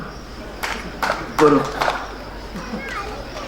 போலீஸ் வந்தது, ஒரு அமைதியை உருவாக்கியது, நிறைய பேரை கைது செய்தது, நிறைய பேரை தேடியது, எல்லாம் நடந்தது. கொலை என்றவர்களின் குடும்பங்களுக்கு அரசு நிவாரணம் அறிவித்தது. அப்படி கொல்லப்பட்ட ஒரு குடும்பத்திற்கு நிவாரணம் பெறுவதற்காக பகையோடு மூண்டு கிடந்த சாதி குழுக்களுக்கு இடையில் இணக்கத்தையும் அமைதியையும் உண்டாக்குவதற்காக உருவாக்கப்பட்டிருந்த அமைதி குழுவில் நான் இருந்தேன். ராஜபாளையம் அந்த அமைதி குழுவில் பங்கேற்று கொல்லப்பட்டவர்களின் குடும்பத்திற்கு நிதி தருகிற நிகழ்ச்சிக்கு காலஞ்சென்ற குன்றக்குடி மகா சன்னிதானம் தவத்திரு அடிகளாரும் வந்திருந்தார். அடிகளாரோடு நான் 10-12 அதிகாரிகள் அந்த கிராமத்திற்கு போனோம். கொலை செய்யப்பட்டவரின் வீடு, அது வீடு அல்ல, ஒரு குடிசை. 4 புறமும் சுவர் இல்லாத ஒரு குடிசை. முன்புறத்தில் சாக்கு படுதா தொங்குகிறது. அந்த குடும்பத்தில் 5 பேருக்கு உணவு சம்பாதித்து போட்ட தலைமகன், the only breadwinner of the family. வாசலில் கொலை செய்யப்பட்டவனின் தாய் மண்ணை தூற்றி அழுகிறாள். தலக்கணக்குத்தான் வேணும்னா என்னைய கூட இருக்கக்கூடாதா என்று கேட்டு அழுகிறாள். அந்த குரலையே கடந்து போக முடியவில்லை. இந்த வீட்டிற்குள்ளே அவள் எதிர்காலம் ஒரு கேள்விக்குறியானது போலவே கொலை செய்யப்பட்டவனின் மனைவி படுத்து கிடக்கிறாள். யாரும் நெருங்கக்கூட முடியவில்லை, ஆறுதல் சொல்லக்கூட முடியவில்லை. இல்லாவிட்டால் இளங்கோடிகள் எழுதியிருப்பாரா? கோவலனை இழந்து கண்ணகி தவித்து நின்ற போது கணவனை இழந்தோர்க்கு காட்டுவது இல் என்று எழுதினார் இளங்கோடிகள். வேறு எந்த உறவை இழந்தாலும், வேறு எந்த உறவை இழந்தாலும் இழந்த உறவாய் நான் இருந்து உனக்கு உதவுகிறேன் என்று ஆறுதல் சொல்ல முடியும். எந்த உறவில் அப்படி சொல்ல முடியாதோ, எந்த உறவில் அப்படி சொல்லவே முடியாதோ அந்த உறவைத்தான் காட்டுவது இல், அவர்களுக்கு வழிகாட்ட முடியாது என்று இளங்கோ கண்ணீரோடு எழுதினார். ஒரு கேள்விக்குறி மாறி அவள் படுத்திருக்கிறாள். கொலை செய்யப்பட்டவனுக்கு 3 குழந்தைகள். நான் இதை எத்தனையாவது முறை தமிழ்நாட்டு மேடையில் சொல்கிறேன் என்று எனக்கு தெரியாது. ஆனால் இன்னும் 1000 முறை சொல்லக்கூட நான் தயங்க மாட்டேன். என் வாழ்நாளின் இறுதி மூச்சு வரையில் சொல்லிக்கொண்டே இருப்பேன். என்னை சொல்லுவதன் வழியாக இந்த அரங்கில் கூடியிருக்கிற ஏதோ ஒரு மனிதனின் மனதில் காலம் விதைத்து வைத்திருந்த சாதி பெருமையும், சாதி கௌரவம், தீண்டாமையும், சாதி கொழுப்பும் கரைந்து போகுமானால், தொலைந்து போகுமானால், இந்த கண்ணீர் அதற்கு உதவுமானால் இதை நான் கோடி கோடி 1000 முறை சொல்லுவேன். எனக்கு அது வேண்டும். இறந்தவனுக்கு ஒரு ஆண் குழந்தை, 2 பெண் குழந்தைகள். ஒரு 9 வயது பெண் குழந்தை, அதன் இடுப்பில் ஒரு 3 வயது பெண் குழந்தை.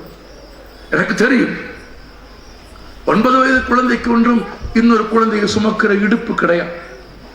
உண்டா? இல்லை. அதுவே குழந்தை, அது ஒரு குழந்தையை சுமந்து நிற்கிறது. தண்ணீரில் நினைத்த கம்பளி மாதிரி, தண்ணீரில் நினைத்த கம்பளி மாதிரி அந்த இடமெங்கு துக்கம் அப்பி கிடக்கிறது. அதை விலக்கிக் கொண்டு போக முடியவில்லை. 16 வயது பையன், இந்த குடும்பத்தின் மூத்த வாரிசு. அந்த கூரையின் தெற்கு மூலையில் இருக்கிற ஒரு மூங்கில் எனக்கு இன்னும் நினைவில் இருக்கிறது, காட்சி போல இருக்கிறது. ஏதோ வாழ்க்கை துயரம், மகிழ்ச்சியையும் கொண்டாட்டங்களையும் காட்சிப்படுத்துகிற அதே வாழ்க்கை மறக்க முடியாத துயரங்களையும் கண் முன்னே கொண்டு வந்து நிறுத்தி என்னை சாட்சியாக வைத்துக் கொண்டே இருக்கிறது. உலகத்திற்கு சொல்ல வேண்டும் என்பதற்காகவா?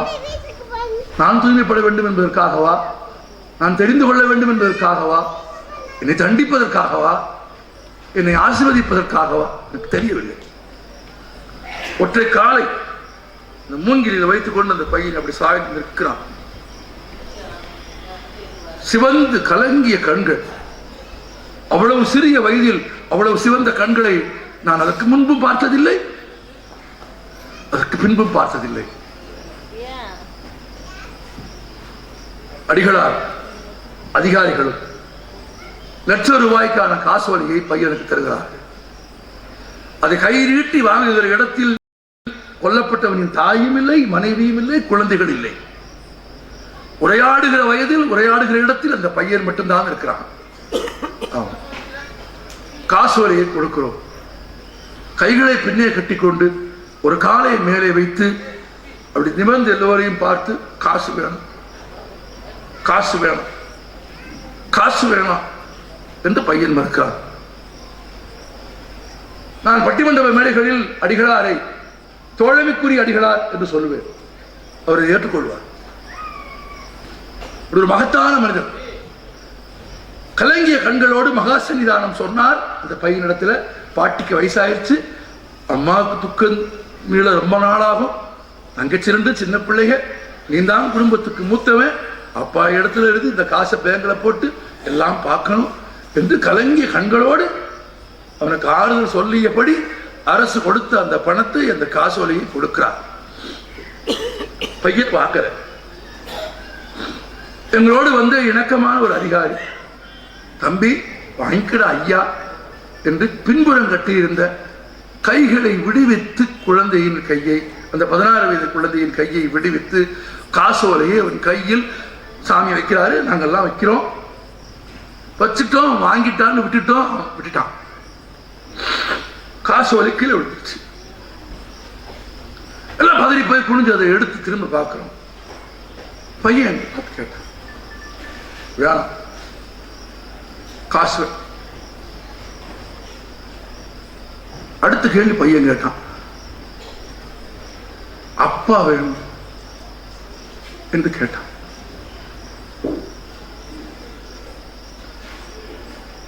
இந்த கேள்விக்கு விடை சொல்லும் ஒரு மேடை கலைஞன், இந்த கேள்விக்கு விடை சொல்லும் ஒரு மேடை பேச்சாளர் இந்த உலகத்தில் இல்லை. பதில் சொல்ல முடியாத ஒரு கேள்வியை குழந்தை கேட்டிருக்கிறான். பிறக்கும் போது குழந்தையாக பிறந்து விட்டு இறக்கும் போது சபமாக இறந்து போகிற மனிதன் தன் இடைப்பட்ட காலத்தில் சாதி பெருமைகளால், மத பெருமைகளால், மாச்சரியங்களால், இனப்பெருமையால், மொழி பெருமையால் ஒரு மனிதனே இன்னொரு மனிதனை கொல்வதற்கு எதிராக, ஒரு மனிதனே இன்னொரு மனிதனை தின்பதற்கு எதிராக, ஒரு மனிதனே இன்னொரு மனிதனின் மீது ஏறி சவாரி செய்வதற்கு எதிராக எழுதப்படுகிறவைகளே இலக்கியங்கள், அவைகளே புத்தகங்கள். ஒன்றை நினைவிலே வைத்துக் கொள்ளுங்கள், இந்த உலகத்தில் எழுதப்பட்ட எந்த கதையிலும், உலகத்தின் எல்லா மொழிகளிலும் எழுதப்பட்ட எல்லா கதைகளிலும் தீயவர்கள் வென்றதே இல்லை, நல்லவர்கள் தோற்றதே இல்லை. ஒரு கதையில் கூட, ஒருவேளை ஏதேனும் ஒரு கதையின் ஒரு அத்தியாயத்தில் தீயவர்கள் வென்றது போல எழுதியிருந்தால் அது இன்னொரு கதையின் துவக்கம் என்று வைத்துக் கொள்ளுங்கள். கதைகளில் கூட எழுத்தில் தீமை வென்றதில்லை, நன்மை தோற்றதில்லை. நன்மை தோற்காத, தீமை வெல்லாத ஒரு சமூகம் வேண்டும் என்றால் பிறக்கும் போது இருந்த அந்த குழந்தை மனதை வாழ்நாளின் இறுதி வரையில் வைத்துக் கொள்ள வேண்டும். அந்த குழந்தை மனது உங்களுக்கு வேண்டும் என்ற விருப்பம் உங்களுக்கு இருந்தால் வாழ்நாள் பூராவிலும் மதங்களையும் ஜாதிகளையும் இனங்களையும் கடந்து எல்லா உயிரையும் உயிராய் பார்க்கும் உணர்வு வேண்டும் என்று நீங்கள் விரும்பினால், நண்பர்களே, அந்த உயரத்திற்கு ஏறி போவதற்கு ஒரு ஏணிப்படி வேண்டும். அந்த ஏணிப்படி புத்தகம். அதுதான் உயர்ந்த இடத்திற்கு உங்களை அழைத்து போகிறோம். ஒரு புத்தகம் போதும். 27 ஆண்டுகள் சிறையில் இருப்பேன் என்றார் மண்டேலா. 1 கோடி ரூபாய் பணம் கொடுங்கள், இந்தியர்கள் பயன்படும் நூலகம் கட்டுவேன் என்றார் காந்தி. லண்டனில் எங்கே தங்க வேண்டும் என்று கேட்டபோது கழிப்பறையாக இருந்தால் கூட பரவாயில்லை, லண்டன் நூலகத்திற்கு பக்கத்தில் இடம் வேண்டும் என்று கேட்டார் மாமேதை அம்பேத்கர். விட்டு விட்டு விரட்டிய போது பகலில் ஒளிந்து கொண்டு இரவில் ஒளிந்து கொண்டு பகலில் படிப்பதற்கு இங்கர்சால் பயன்படுத்திய இடம் நூலகம்.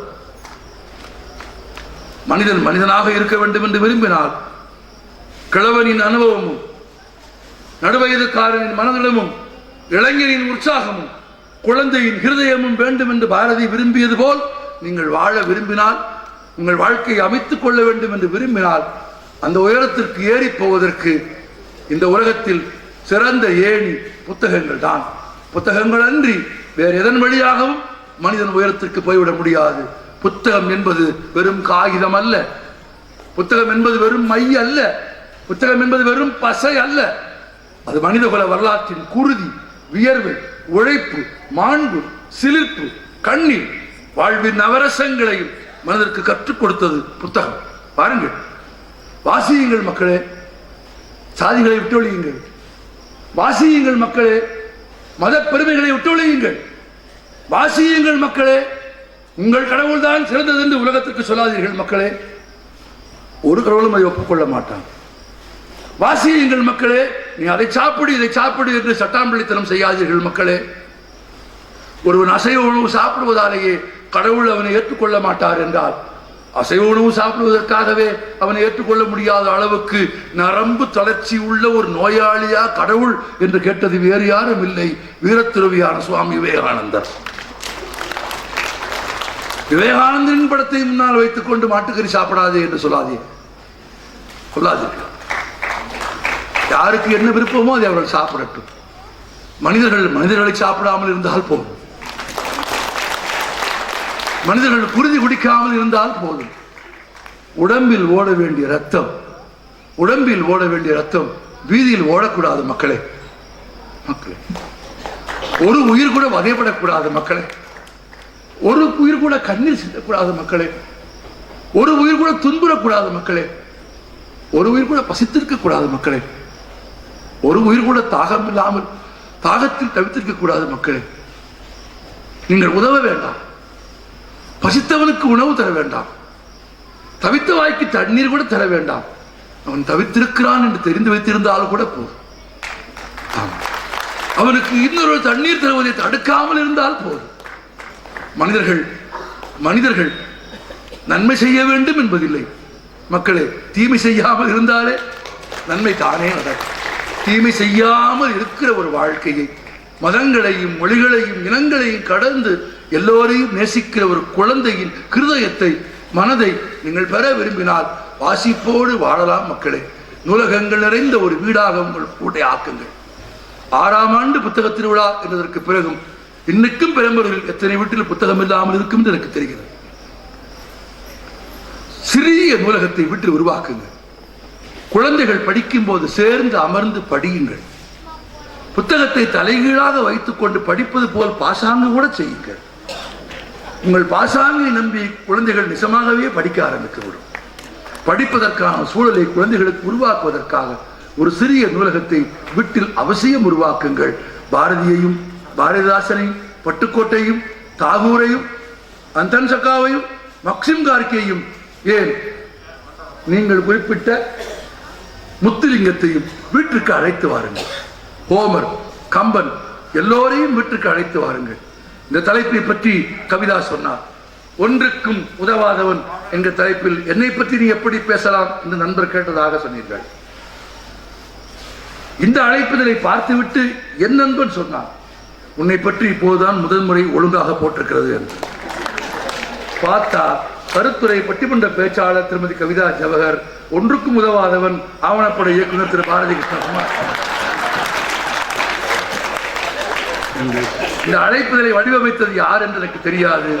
நீ எவ்வளவு படித்திருந்தாலும், நீ எவ்வளவு பேசினாலும் உன்னை ஒன்றுக்குதவாதவன் என்று எங்களால் சொல்ல முடியும் என்று சும்மா ஒரு மொழிதான், ஒரு முற்றுப்புள்ளி வைக்காததன் விளைவு. ஒரு ஒற்றுப்புள்ளி வைக்காத விளைவு. ஒன்றுக்கு முதலாவது ஆவணப்பட பாலகிருஷ்ணகுமார்னா என் ஃப்ரெண்டு கூப்பிட்டான், மாப்பிள்ள உன்னை பத்தி பெர்ஃபெக்டா இன்விடேஷன்ல போட்டிருக்காங்க. உண்மைதான், நாம் தான் நமக்கு எல்லாம் தெரியும் என்று நினைத்துக் கொள்கிறோம். ஒன்றுக்கு உதவாதன் தான். கற்றது கைமண் அளவு, கல்லாதது உலகளவு. ஒரு விதத்தில் ஒன்றுக்கு உதவாதவன் என்கிற இந்த அழைப்புகளின் வரிசை இது நாள் வரையில் வாசித்ததால் மனதில் ஏற்பட்ட அகம்பாவத்தை நொறுக்குவதற்கு பயன்பட்டால் அது சிறந்ததுதானே, அது ஏற்புடையதுதானே.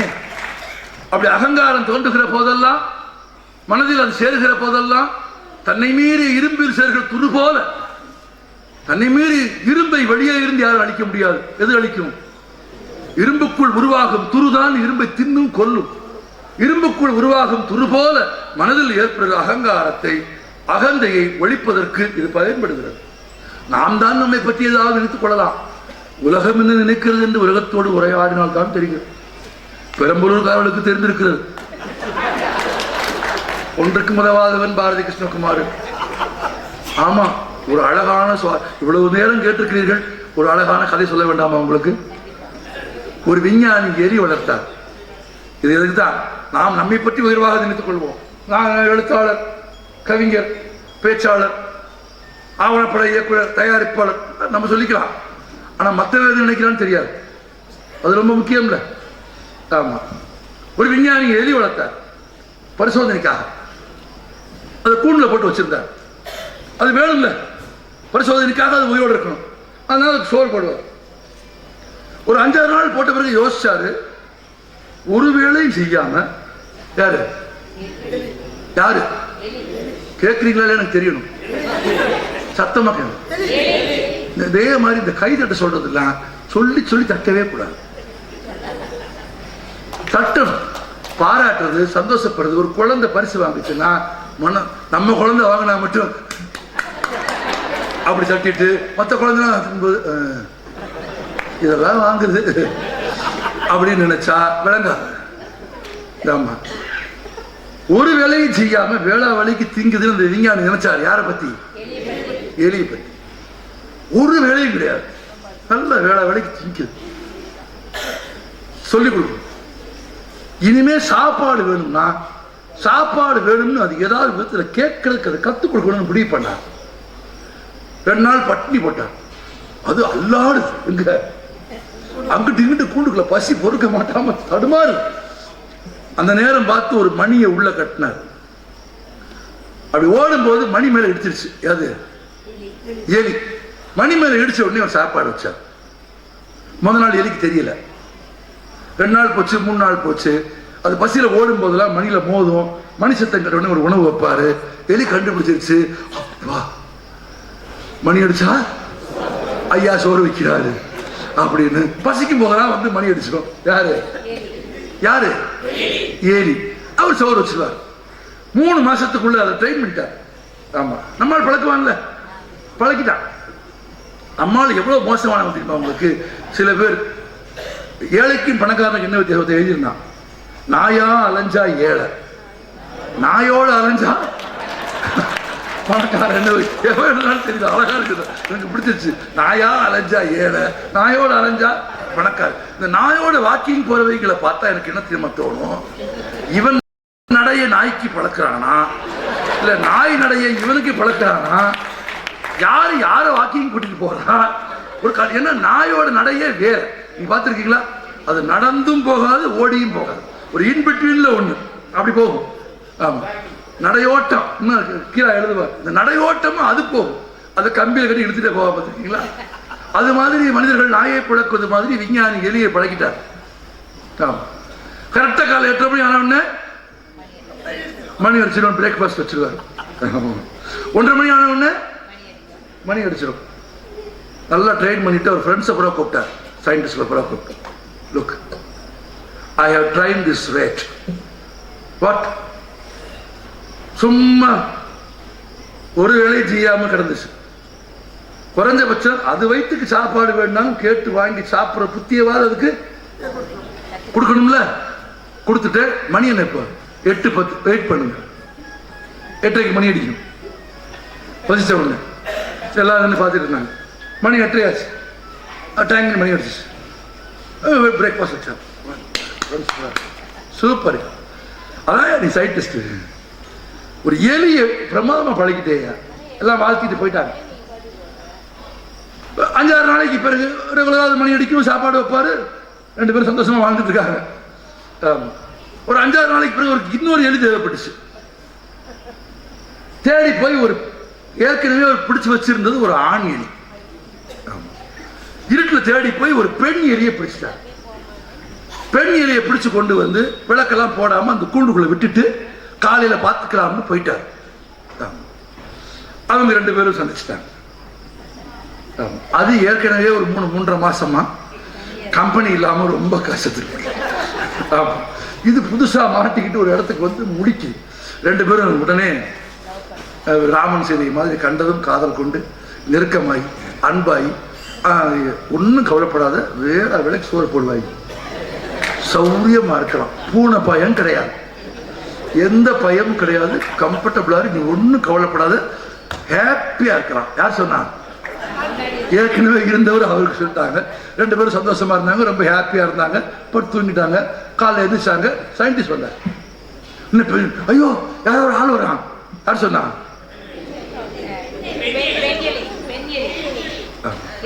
ஒரே ஒரு பெண் தான் சொல்றாங்க. இதை பெண் எலி அப்படின்னு ஒரு பெண் தான் சொல்றாங்க. கதை கேட்கிற அவ்வளவு பேரும் நீ சொல்லு, நீ சொன்னா நாங்க சொல்லணுமா அப்படின்னா, நீ கேட்ட நான் பேசணுமா? ஐயோ ஒரு ஆள் வரான். யார் சொன்னா? சத்தமா சொல்லுங்க. பெண் எலி சொல்லுச்சு.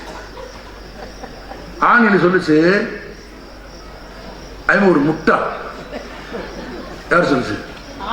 ஆண். ஏன்? ஆனா அவன் சயின்டிஸ்ட் சொல்லிக்கிறான். அவன் ஏதோ எம்எஸ்சி எம்ஃபில் பிஹெச்டி எல்லாம் வெளிநாட்டில் படிச்சோம்னு ஊருக்கா சொல்லிக்கிட்டு தெரியுறான். அவன் ஒரு முட்டாள். அவன் ஒரு நாய்த்தோல வடிகட்டின முட்டாள். யார் சொல்லுச்சு? ஆண் எலி பெண் எலிக்கிட்ட. ஏன் ஏன் அப்படி சொல்ற அப்படின்னு பிடிச்சிட்டு வந்து வச்சான்ல பிடிச்சிட்டு வந்து வச்சவனுக்கு வேளா வேலைக்கு சோறு வைக்கணும்னு அறிவு இருக்கா? கிடையாது. வைக்க மாட்டான். அவன் பாட்டு படிச்சுக்கிட்டே திரிவான் மடைய. அப்புறம் நான் தான் மணி அடிச்சு பசிக்கும் போதுதான் எனக்கு சோறு வைக்கிறதுக்கு அவனுக்கு பழக்கி இருக்கிறேன். நான் 3 மாசம் அரும்பாடுபட்டு அவனை உருவாக்கி ஒரு ஆளாக்கி இருக்கேன். அவனுக்கு சந்தேகம்னா பாரு, இப்ப மணி அடிக்கிற அவன் சோறு வைப்பேன் அப்படின்னு சொல்லிச்சா. மணி அடிச்சுச்சா அவன் ஜோறு வச்சாரா. விஞ்ஞானி நினைத்துக் கொண்டார் தான் எலியை படைக்கிறோம் என்று. எலி நினைத்துக் கொண்டது தான் விஞ்ஞானியை படைக்கிறோம் என்று. யார் யாரை படைக்கினார்கள் என்பதை காலமே தீர்மானிக்கும். நன்றி, வணக்கம்.